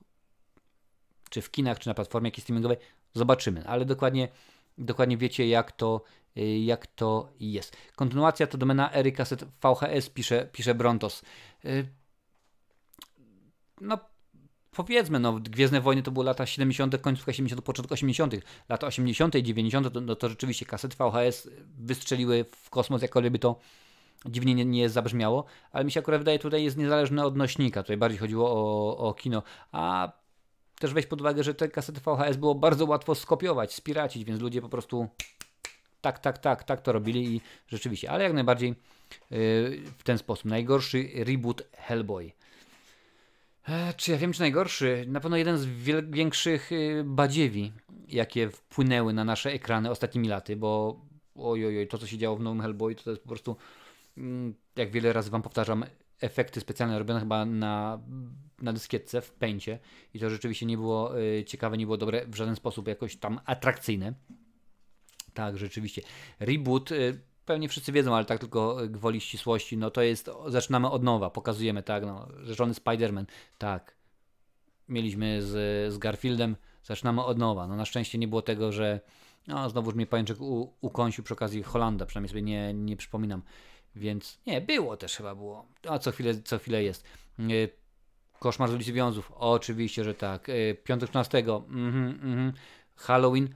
I tutaj was zaskoczę, bo Halloween to akurat nie jest taki do końca, no bo w tym momencie, o ile rzeczywiście stwierdzili, no trzeba się odciąć tego, co było, a Halloween to chyba robią 4 razy czy 5, no to nie tak do końca, ale jak najbardziej wiadomo jak jest. Teraz w kinach ma być Wiedźmy nowa wersja filmu z 90. Dopiero tutaj, Dawidzie, gadaliśmy z PWP na temat tego, że w Brytolowni jest pokazywany Rocky. Ja mówię, jak to Rocky? Jaki nowy Rocky był? Nie, to się okazało, że w tym momencie Sylwester Stallone na 40-lecie Rockiego. No, 40-lecie, które było w 2016, ale umówmy się. Była premiera bodajże w czerwcu. Właśnie wypuścił dokument o Rockim na początku czatu. Jak sobie poszukacie, znajdziecie, więc nie ma nowych filmów, trzeba coś pokazywać w kinach, tak? No więc żeby było dobrze, żeby było fajnie, żeby było ciekawie, cokolwiek wrzucimy fajny, proszę bardzo, chyba Rafał bodajże właśnie z Galerii Horroru mówił, że były pokazywane chyba Egzorcysta w Heliosie, niedaleko niego, więc rzeczywiście fajnie. Pomyślcie, tak jak gadaliśmy, fajnie byłoby zobaczyć w obecnej technice, w obecnej technologii Terminatora drugiego, prawda? Ten ciekły, świetna sprawa. Jak najbardziej świetna sprawa. Najgorsze efekty w polskim filmie to Wiedźmin, no to akurat z tym się nie będę polimeryzował, jak to mawia chyba Neonówka. Kiedyś Lukas narzekał, że to nie on pisał scenariusz do Ataku Klonów, a 20th Century Fox wtedy dystrybutora. No, nie będziemy wnikać, to jest rozmowa na całkowicie inny odcinek. Rzeczywiście można byłoby gadać. Patrzymy dalej. Moim zdaniem ciekawe pomysły na sequel, który przez jakieś serie, ale nie sprawdzony, to m.in. Predator. Bo Predator 2 było czymś, czego ludzie się nie spodziewali po sukcesie części 1. To jest właśnie to, co czasami się dzieje. Też idzie na kasę, no bo wiadomo, że chodzi na kasę, ale nie idą mocniej, szybciej, głośniej, tylko odbijają w bok. Innym przykładem na przykład są historie Riddicka. Po Pitch Black, wiadomo, nie kontynuujemy, tylko idziemy troszeczkę naszej. I rozwinęli uniwersum. Pokazali coś więcej. Nie tylko, że rzeczywiście, patrz, faktem, dostaliśmy kilku Predatorów, dowiedzieliśmy, jakie ma jeszcze dodatkowe bronie. Rzeczywiście Stephen Hawkins, tak chyba się nazywa, Hopkins pokazał, jak to się je. 2 to jest moja ulubiona część Predatora. Możecie mnie za to linczować, albo możecie wręcz dać łapkę w górę. Za to jestem zadowolony i tak, według mnie to jest rzeczywiście dobre. Czasami tak się zdarza, że jest w porządku. Halloween ma chyba 6 linii czasu, to jest po prostu różnie, grubo. Kolejną opcją, dlaczego się robi kontynuację, czy tak, że powiem ładnie po polsku, sequele, to jest, bo taki był pomysł. Niezależnie od tego, czy pierwsza część by zarobiła kasę, robimy 2 i 3. Bo tak jest zaplanowane. I o ile to najczęściej ma miejsce przy okazji mniejszych produkcji, wiele wytwórni również na to się kusi. Najlepszym przykładem, który właśnie dopiero co podaliście, jest Batman Chrisa Nolana. 3 części. Wiadomo, w pierwszej mamy Liama Neesona w roli czarnego charakteru, w drugiej części jako Joker, no, rewelacyjny, wybitny, no co tu dużo mówić, Heath Ledger, a w trzeciej części no, również rzeczony wcześniej Tom Hardy. I to nie było tak, że dobra, zobaczymy, czy to wypali. Chociaż no nie czarujmy się, jeżeli by się nagle okazało, że zrobił Chris Nolan Batmana za 200 baniek, a on w kinie zarobił 20 milionów, to by powiedzieli dziękuję bardzo, do widzenia, spływaj. Ale było ustalone od dnia pierwszego, że ja robię trylogię. Mam pomysł, jak to całe ładnie Pierre Kwadrat, cytując właśnie Stanisława Tyma ze sketchu z Zofią Merle. Ja mam pomysł, jak to zrobić, jak to ma wszystko być ujęte, jak ta postać będzie się rozwijała. Bo dokładnie wiecie, że nie można, a na pewno nie jest bardzo łatwo zrobić tego w ten sposób, że powiem tutaj troszeczkę o głównym bohaterze, będzie się rozwijał. No nie, jeżeli mamy 1,5 godziny, czy 2-godzinny film, no to nie możemy sobie na to samo pozwolić, co w serialu, gdzie Daredevil przez 12 odcinków będziemy rozbudowywać jego postać, będzie pokazywany bardziej psychologiczny aspekt. A tutaj się mu to rzeczywiście udało, bo on miał na to 6 godzin. I to jest dobre. Kolejnym przykładem właśnie sobie wynotowałem, ale nie, to już będzie do kolejnego, więc nie mogę wam jeszcze wam nie mogę zdradzić. Ale rzeczywiście to jest dobre. No, bardzo często, gęsto to, co było zaplanowane na 3 części, nie wychodzi. Dopiero wspomnieliście o Spider-Manie, który miał być trylogią. Oczywiście mowa o tej z Andrew Garfieldem. Miało być trylogia, ale nie wyszło. Proszę bardzo. Trylogia Batmana również, ale Tima Burtona też miała być trylogią. Tylko że wytwórnia powiedziała, słuchaj, jak ci to powiedzieć, my chcemy sprzedać zabawki, koszulki. Chcemy, żeby kubki, żeby były na kubkach, było, żeby Batman, żeby taki był bardziej cukierkowy. Twoje filmy są takie mroczne, no, fajne, ciekawe, mają klimat, ale są mroczne. Dzieciaki nie oglądają, no bo nie mogą, bo rzeczywiście nie mogą się identyfikować z bohaterem. No a Barton mówi, ej, słuchajcie, przecież to jest Batman. To nie jest Spider-Man, to nie jest cukierkowy laluś. On musi być mroczny, bo taki jest. Historia, rodziców mu... Wiecie, o co chodzi? Nie. No to jak nie wiecie, no ja mówię dziękuję bardzo, do widzenia. No i przyprowadzili Joela Schumachera, no i to już była inna inszość, że tak powiem. Aż przegięli pałę w Batman i Robin. I było koszmarnie. I nie zawsze to wychodzi. Nie zawsze się udaje, bo są różnice artystyczne, ale w większości przypadków tak, jak najbardziej udaje się. Oczywiście, że tak. Kolejny przykład, mówimy 7/10, czyli teraz drugi z tych przykładów, gdzie nie chodzi o cast tak do końca, jest adaptacja. Kiedy robimy adaptację filmu? Ja wiem, że niektóre są książki, powieści, nowelki rozwalane do granic nieprzyzwoitości. Naprawdę są tak rozwleczone, tak długie, żeby tylko podać przykład Hobbita, że to aż naprawdę jest nieprzyzwoite. Bo z książki, która jest, no, nie jest duża, zrobili 3 filmy, które po prostu w porównaniu z Władcą Pierścieni to jest po prostu dno.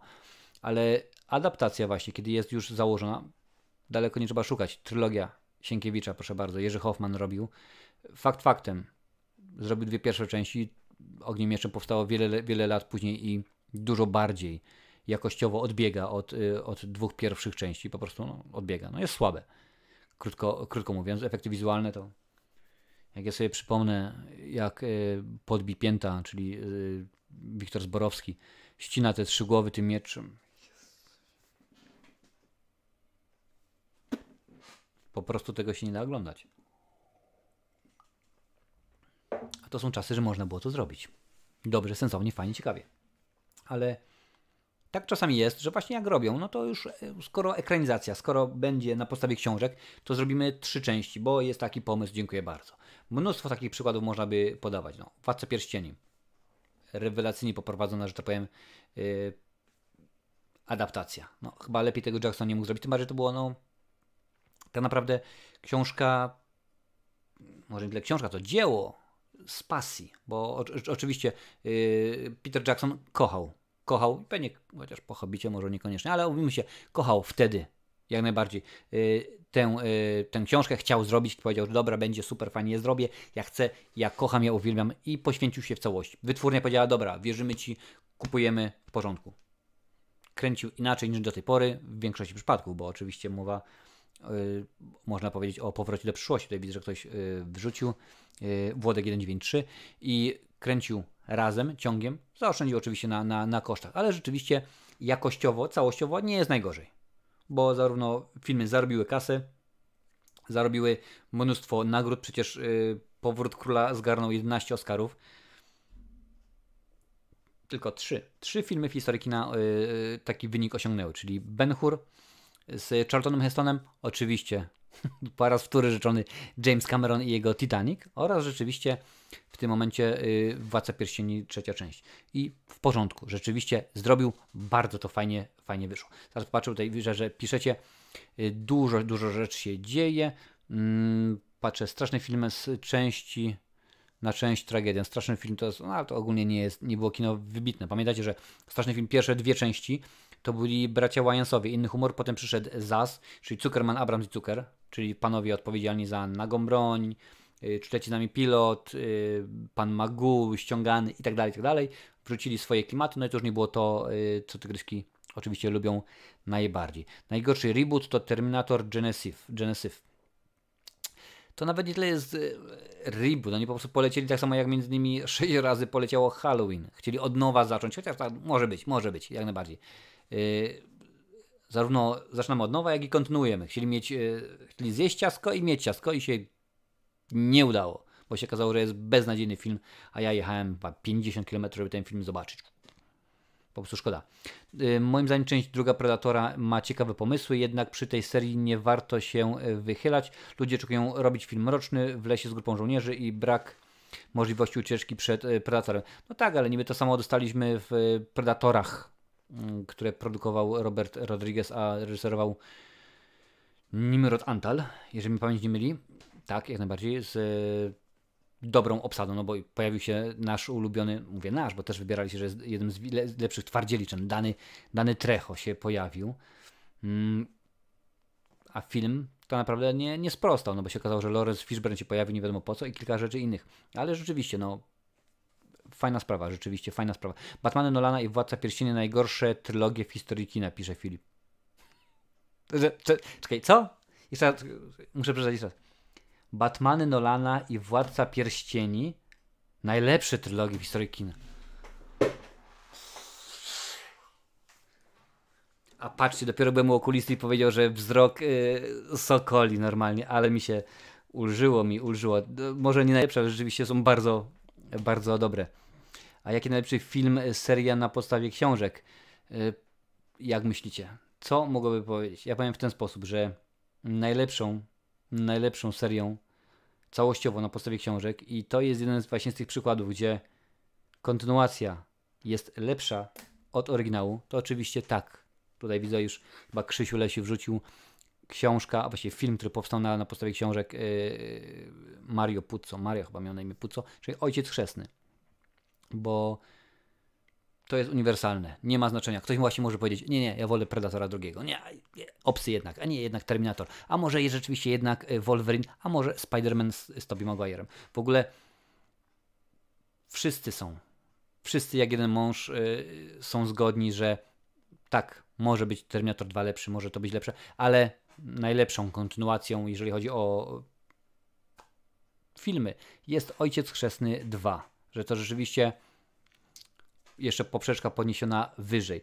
Mimo, że zarówno Spider-Man 2 z Maguire'em, jak i X-Men 2 są uznawane za jedne z dwóch najlepszych adaptacji komiksowych na świecie.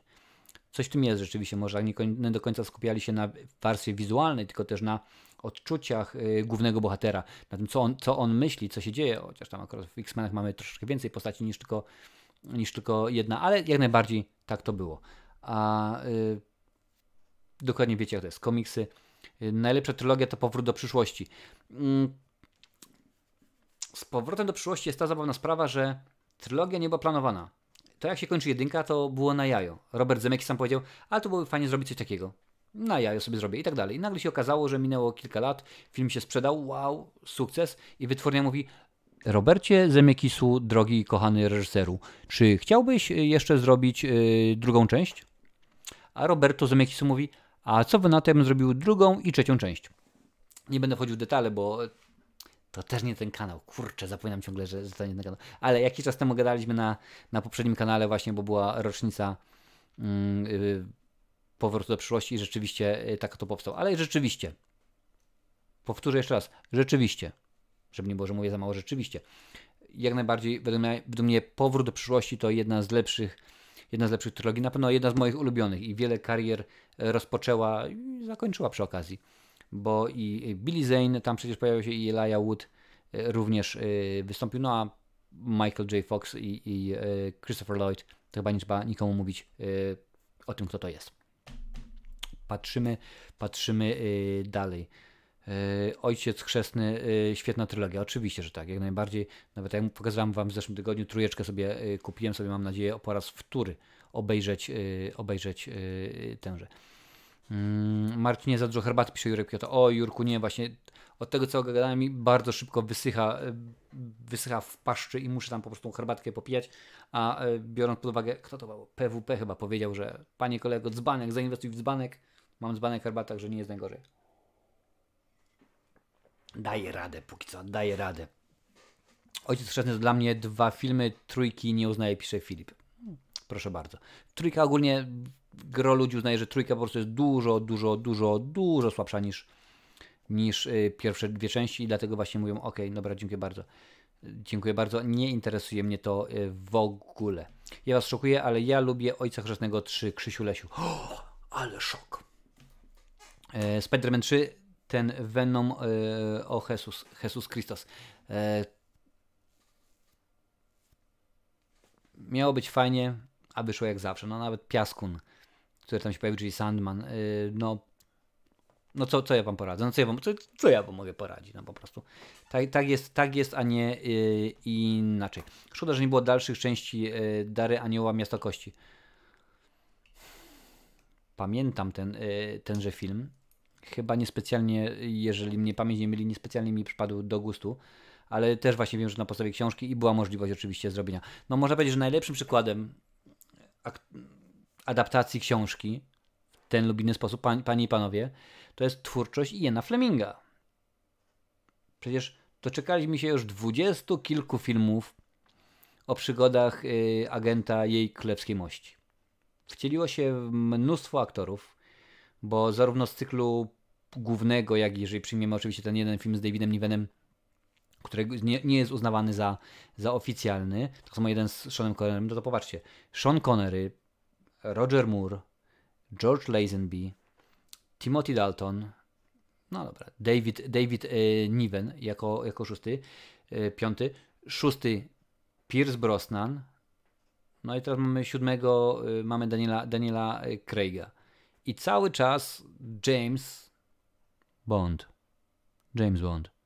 Ma się dobrze. Cały czas powiedzmy jest w porządku. Mimo, że teraz już tak do końca te książki, te filmy nie powstają na podstawie książek, ale podwaliny były dane i konkretne. No i wiadomo jak to jest. I rzeczywiście nawet takie filmy bardzo nieoczywiste też rzeczywiście jakoś nam się dają radę. Patrzymy dalej. Sam Raimi odwalił kawał naprawdę dobrej roboty ze Spider-Man. Sam Raimi rzeczywiście to jest dobry reżyser.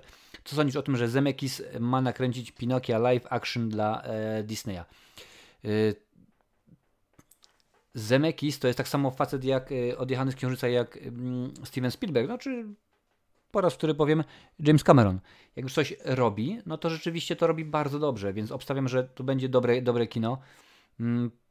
Przyznam szczerze, że nie pamiętam żadnych szczegółów tego przedsięwzięcia, także nie wiem za bardzo ochotę wchodzić w detale, no bo nie kojarzę, ale wydaje mi się, że tak. Herbata to Marcina paliwo. Oczywiście, że tak. Herbata jest tak. Kto lubi herbatę, proszę bardzo, łapka do góry, dajemy łapę i wiadomo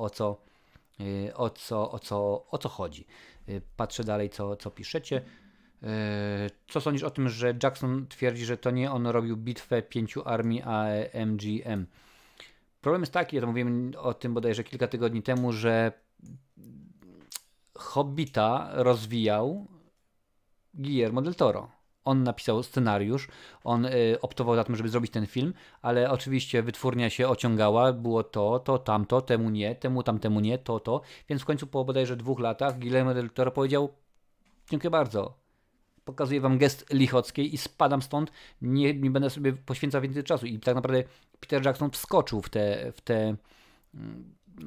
te buty i tak naprawdę robił nie swój scenariusz, musiał z dnia na dzień to robić, nie miał możliwości poprawy i Bitwa 5 armii dla mnie to jest śmiech na sali, krótko mówiąc, bo pamiętam jak robiłem recenzję, to wielkie było oburzenie wśród fanów. Jak to tak normalnie? Ja mówię, w książce to trwa 1,5 strony, a tutaj mamy cały film na ten temat. Dodatkowo chyba wyliczyłem, było, że 7 było armii, fani zaczęli się kłócić, to nie, to summa summarum po miesiącu fani książki Tolkiena wyliczyli, że było 9 armii, bo nie, bo te wilki, bo tutaj ta masakra, po prostu masakra. Szkoda, naprawdę szkoda, był potencjał, ale nie pewnie na 3 filmy, tylko na jeden, może taki 2,5-3 godziny film i dziękuję bardzo, nie trzeba więcej na ten temat nic mówić. Matrixy 2 i 3 też były słabsze od jedynki, pisze Włodek, ale jako trylogia dobrze to wpadło, ciekawe co będzie w 4. Matrixy 2 i 3 to... Matrix był tylko napisany po to, że zrobiony był jako jedna część. I to wszystko, dziękuję bardzo. Miało się skończyć. Ależ nagle okazało się, że mnóstwo kasy zarobił. A Joel Silver, czyli producent, on zna się na rzeczy, wie jak to jest. To są facet między innymi od Predatorów, Zabójczych broni, Romeo musi umrzeć i tak dalej, i tak dalej.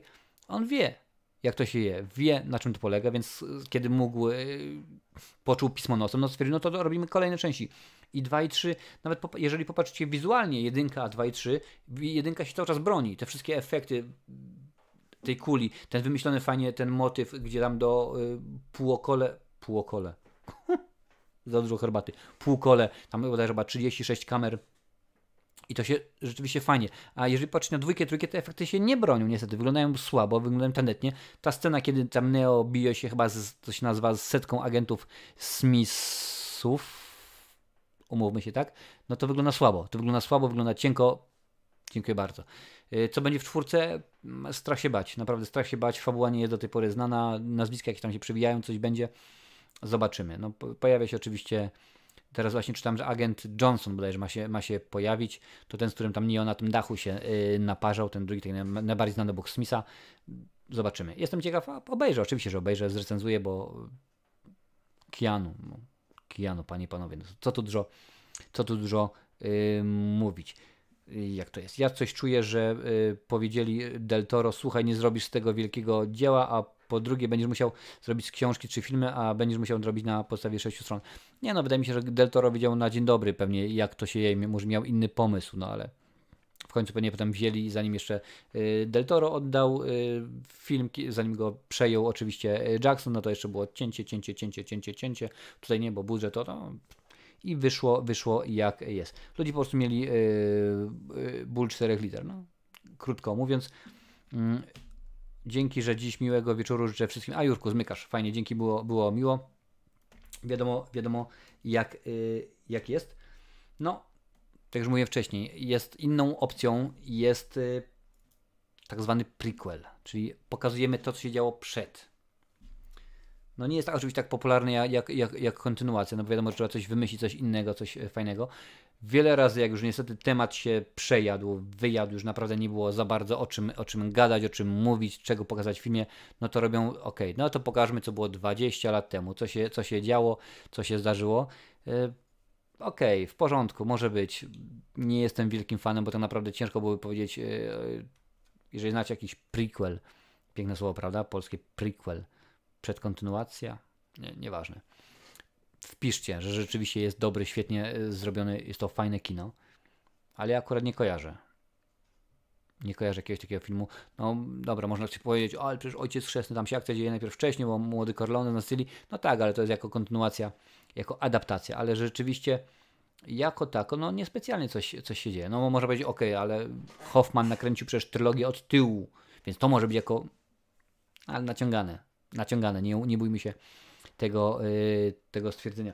Również kolejną rzeczą właśnie jest tak zwany reboot, czyli zaczynamy od nowa. Mija parę lat, okazało się, że poprzednia część była słaba, albo nie wyszło, albo twórca miał dość. Czemu na przykład powstał Terminator, ten ostatni, chyba Dark Fate nosił tytuł, ponieważ minęło tam ileś lat i wytwórnia, która miała prawa do Terminatora, dziękuję bardzo.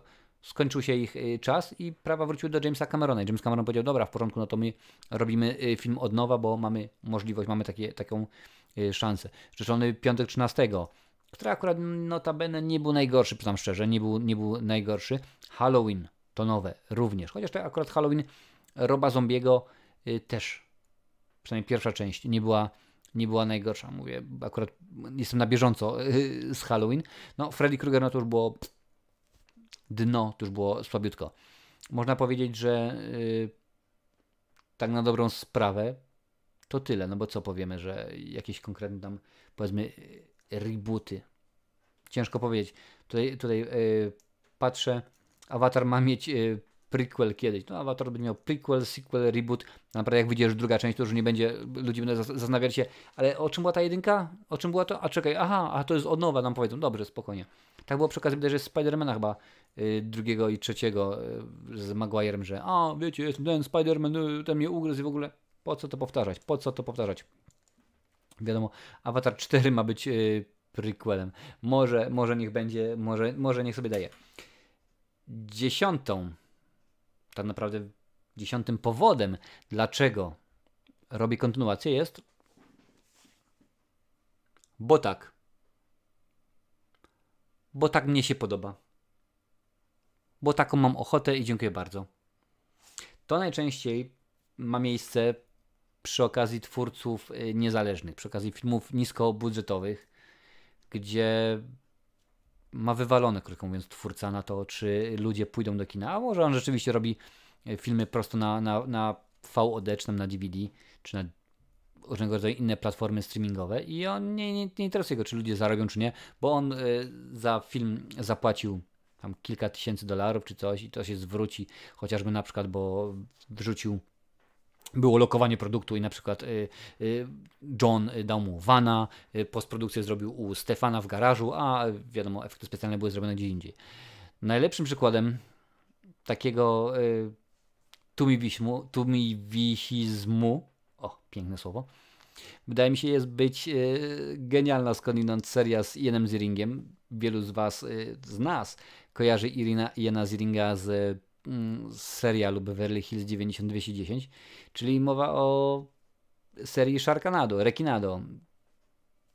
Przecież to jest po prostu aż tak złe, że no chciałbyś powiedzieć, dobra, ale no nie mogę, przyznam szczerze, że widziałem chyba ostatnią część, widziałem pierwszą część jak najbardziej i ostatnią część mi wpadła chyba na jakimś właśnie Amazonie Prime czy coś w ręce, no i obejrzałem chyba pierwsze 10 minut, tak mówię. Okazuje się, że, uwaga, teraz będę zdradzał fabułę. Ci, którzy nie widzieli ostatniego Rekinado, a chcą nadrobić, to nie słuchajcie.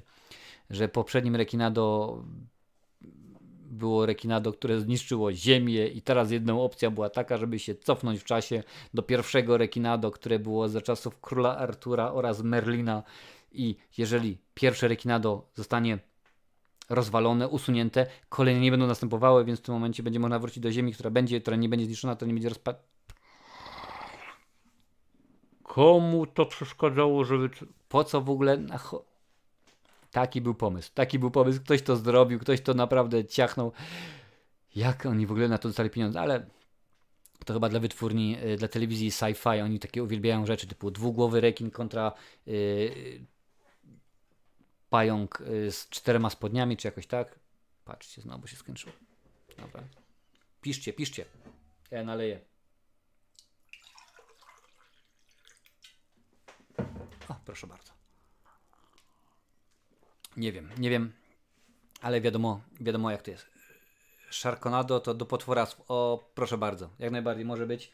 Choć mi się wydaje, że akurat do potworasów chyba najbardziej nadają te właśnie te wszystkie dwugłowy rekin kontra czterolistna małpa.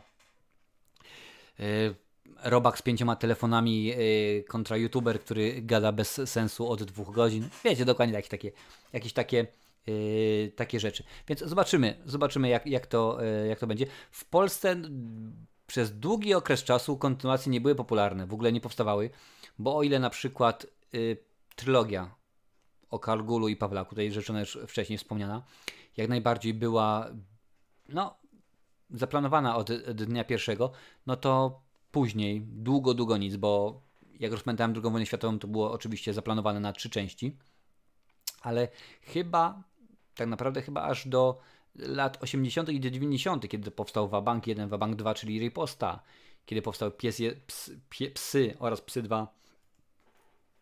Ostatnia krew? Czy jakoś tak, wiecie. Dokładnie. No i teraz Psy 3 nie było popularne, ale ostatnio właśnie zauważyłem, gdzieś tam się pojawiła mi informacja, że listy do M15 będą, czy jakoś tak. Kasa, misiu, kasa. Oczywiście, że tak. Zauważyli, że można zarobić na tym, że ludzie kochają to, że ludzie chcą zobaczyć, a teraz Kogel-Mogel też będzie chyba 4. część, jakoś tak, nie wiem, 3 nie widziałem, więc nie mam pojęcia, czy jest dobre, czy jest sensowne, czy to warto w ogóle obejrzeć i zobaczymy, jak się Pan Kleks oczywiście też był 4 części, ale 3 pierwsze części były zaplanowane od dnia pierwszego do dnia ostatniego, a to była wielka koprodukcja polsko-czechosłowacko-radziecka. Tak, radziecko, chyba nawet jugosłowiańska, bo to rzeczywiście tam wszelkie te demoludy się pojawiały, mimo że tak naprawdę do końca nie było to na podstawie książki, przynajmniej 3. część o Panu Kleksie w kosmosie, no bo wiadomo, że nie było, ale Akademia Pana Kleksa, Podróże Pana Kleksa jak najbardziej, to w ten sposób zadziałało. Patrzę, jak można na podstawie 13 ostatnich stron robić cały film Śmiech na sali? Jak widać, można. Tarzan 2. No wiadomo jak jest. Wywiad z Cameronem kiedyś był i on tam to powiedział. No proszę bardzo. Mózg rozwalony, 4-listna małpa. No jakoś tak akurat wyszło. W ogóle Hobbit to powinien być max 2 filmy albo jeden, który trwa 4 godziny. Jak potem Dragon Ball najlepsza trylogia w PL. Mi się wydaje, że polimeryzował, bo Kargule i Pawlaki też są fajne, przyznam szczerze. Chociaż wydaje mi się, że akurat tutaj masz rację, Łowco Duchów, że jak rozpędzam drugą światową, ma dużo bardziej równy poziom. Rzeczywiście to jest, lepiej się ogląda, fajniej, ciekawiej i to jest coś, co Tygryskie lubią najbardziej i nie ma znaczenia, ile razy to leci w telewizji, czy jeszcze czarno-białe, czy już pokolorowane przez telewizję Polsat, przygody Franka Dolasa, zawsze bardzo chętnie sobie obejrzę, zresztą jak większość z nas. Kto uwielbia film o przygodach Franka Dolasa, daje łapkę w górę, przybija suba, jeżeli tego jeszcze nie zrobił. Właśnie, o czym ja miałem powiedzieć, patrzcie, i zapomniałem, ale ze mnie frajer pompka, tak było. Miałem podziękować oczywiście i tak, i dziękuję bardzo za suby, jak najbardziej. To są osoby, które w ciągu ostatniego tygodnia zasubskrybowały. Antyfan Terminatora Dark Fate, świetna nazwa, bardzo mi się podoba. Dziękuję bardzo. Jeżeli chcesz się pojawić na takiej liście, a nie pojawiłaś się, to po prostu są dwie opcje. Po pierwsze, albo YouTube coś sknosił, co bardzo często ma miejsce oczywiście, albo masz ustawione opcje, masz ustawione subskrypcje jako prywatne i mi się nie pokazało, nie wyświetliło. Więc jeżeli chcesz, wpisz w komentarzu, tak, dałam suba, a nie było mnie, a ja tam chcę, a ja tam muszę być, a ja tam powinnam być. Patrzymy. Killer 2, najlepszy polski sequel. Nie zgodzę się. W Killerze jest zbyt dużo błędów, zbyt dużo neologizmów się pojawia, mimo że pomysł fajny, ciekawy, interesujący, ale nie jest to najlepsza kontynuacja. Według mnie przyznam szczerze, że no już Psy 2 wydaje mi się ciekawsze niż Killer 2. Wabank 2, śmiem powiedzieć, że to jest dużo ciekawsza kontynuacja niż Killer. Antyfan Terminator Dark Fate to moje inne konto, pisze Filip. To Filipie, nie musisz subskrybować z 50 kont, to akurat nie ma takiej potrzeby. Fajnie, że jesteś przynajmniej na Filip XDD Return. To wystarczy. Jest wtedy w porządku. Żadna realizacja książki za grube $1 milion jest niczym w porównaniu do pana Tadeusza 98 czy 99 roku. To jest tak, no, że kiedy była robiona ekranizacja, no to krótko mówiąc, było wiadomo, że pójdą do kina, pójdą szkoły, więc to już w tym momencie było wiadomo, że się zwróci, tak? Ale to akurat szansa na gadania o innym. To sądzisz o trailerze Listów do M4? Nie wiem, nie widziałem trailera, zwiastunu nawet przynajmniej do 1.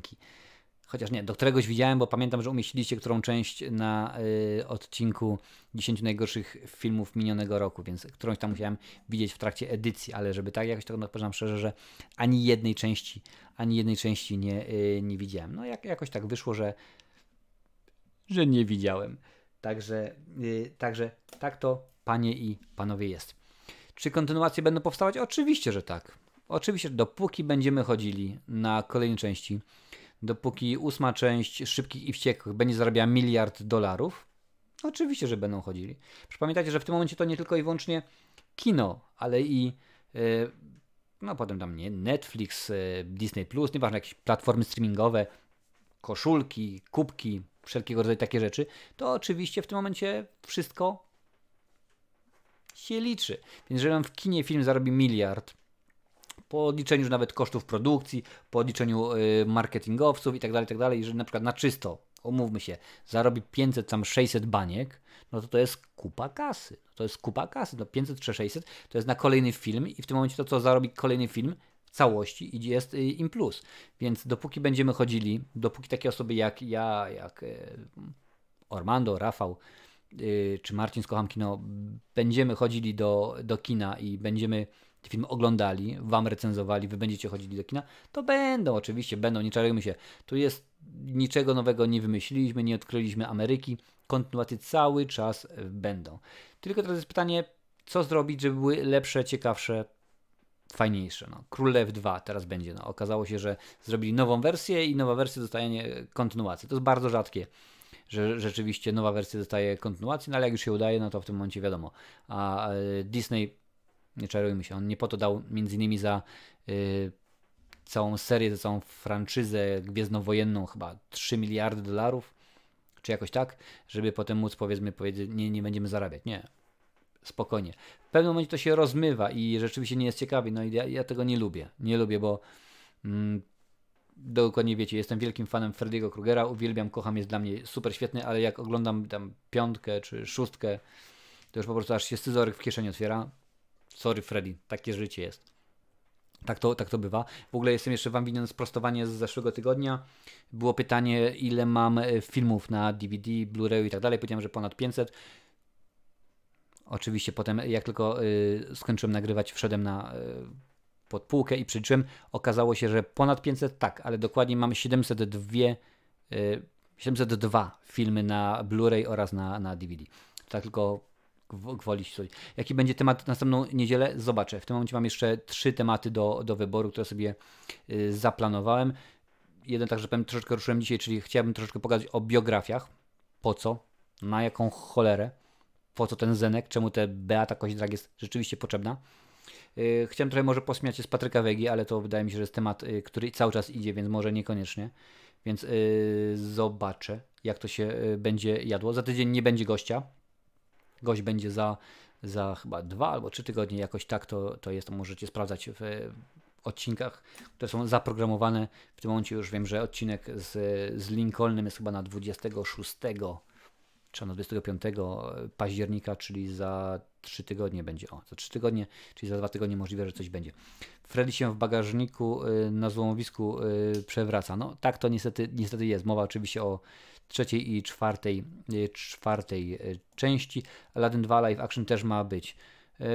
Na pewno, bo z tego co pamiętam, które tutaj poklikam, to Aladdin chyba aż tak dobrze sobie nie poradził.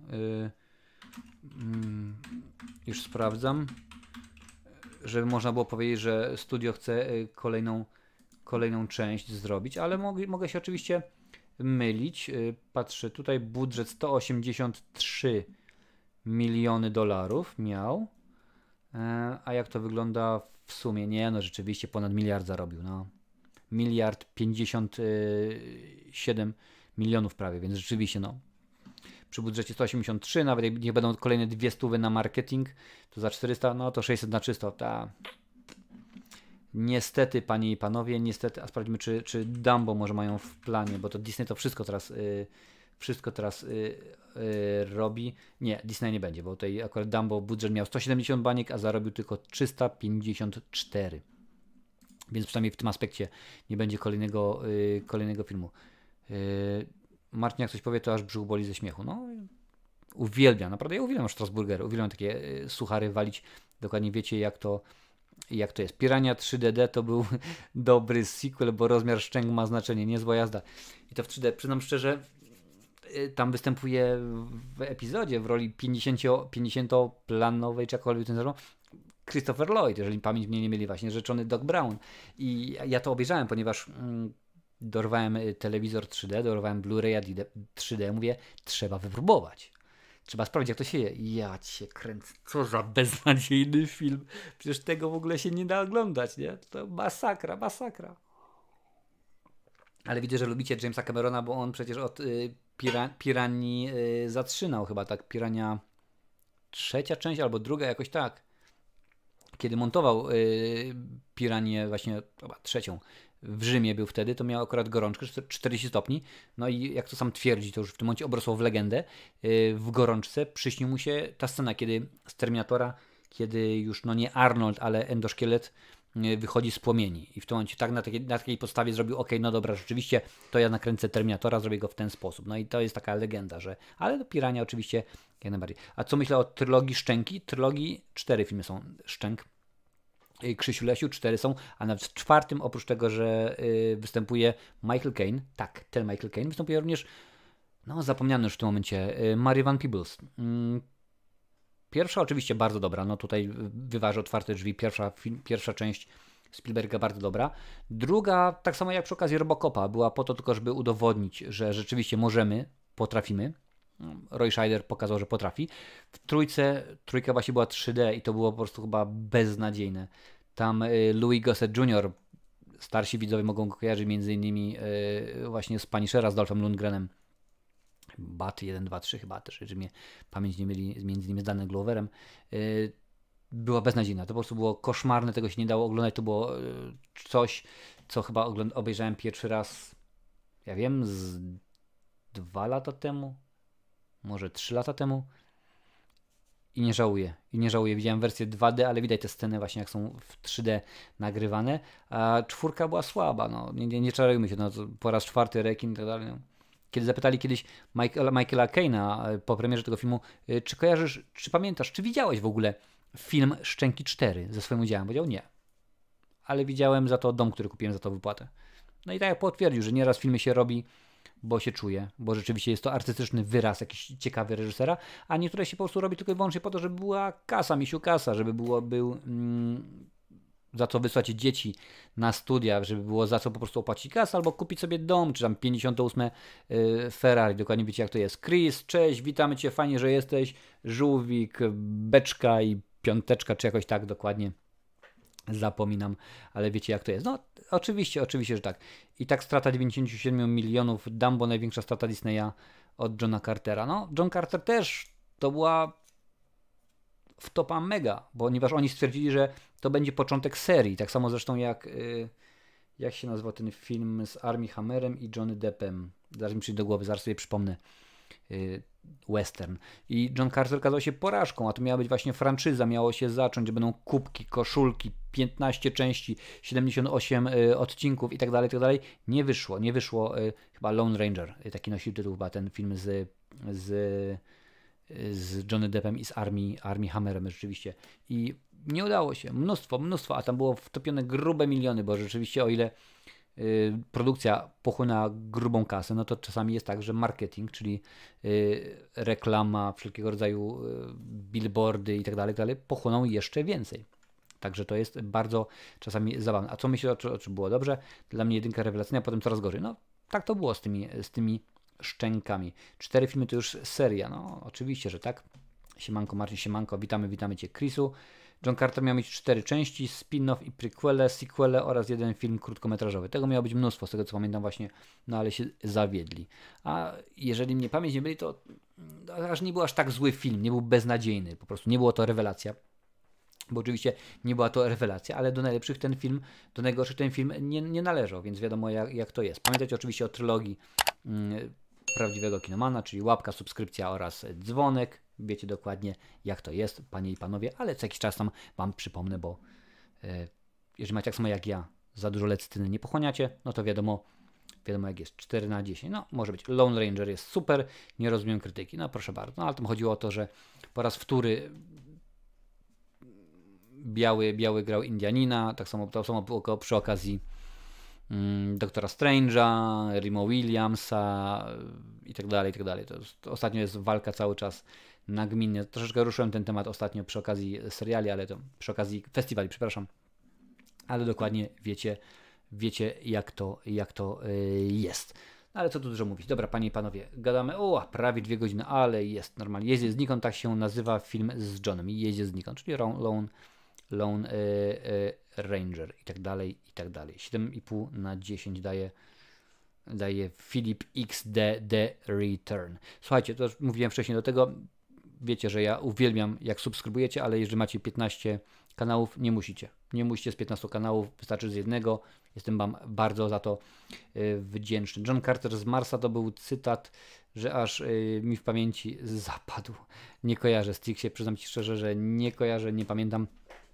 Film oglądałem, bo go recenzowałem, ale już zapomniałem. Yo. Czy jakoś, panie i panowie, tak. Ja jutro w pracy rano, jak co tydzień, nadrobię zapis live'a. Bardzo mnie to cieszy.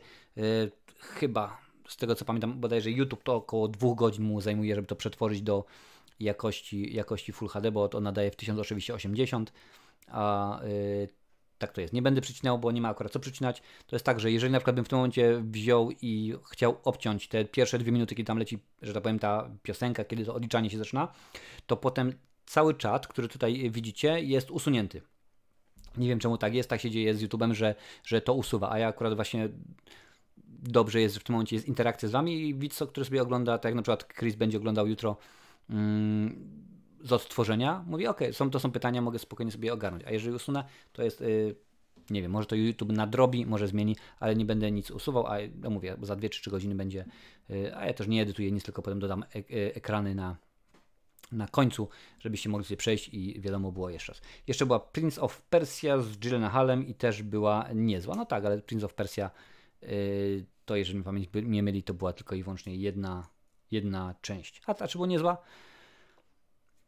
Widziałem gorsze, jak najbardziej widziałem gorsze, ale o Prince of Persia będzie jeszcze okazja pogadać za czas jakiś. Jak mówię, z wieloma osobami teraz toczę rozmowy na ten temat, czy mają ochotę przyjść na kanał, wbić. Pamiętajcie, kiedy kanał początkujący jest, tak jak ja właśnie teraz, nie zawsze jest łatwo, ale mam nadzieję, że rzeczywiście kilku fajnych, ciekawych ludzi wbije na kanał. Będzie szansa pogadać, będzie szansa, żebyście wy wrzucili kilka dobrych, fajnych, ciekawych pytań. Panie i panowie, dziękuję bardzo. Dzisiaj gadaliśmy o kontynuacjach, czyli sequel, reboot, prequel, o co z nimi chodzi. Kolejny odcinek. Pamiętajcie, że jeżeli jeszcze do tej pory nie dałeś subskrypcji, nie przybiłeś łapki w górę, proszę to uczynić natychmiast. Plum, plum, plum. Dokładnie wiecie, jak to jest. Cześć, dziękuję bardzo. Było mi bardzo miło. Widzimy się oczywiście jak najbardziej za tydzień, bo co za tydzień? O tym będzie. Wchodźcie na Facebooka czy tam na Insta, tam się wszystkiego dowiecie. A z mojej strony to wszystko. Cześć.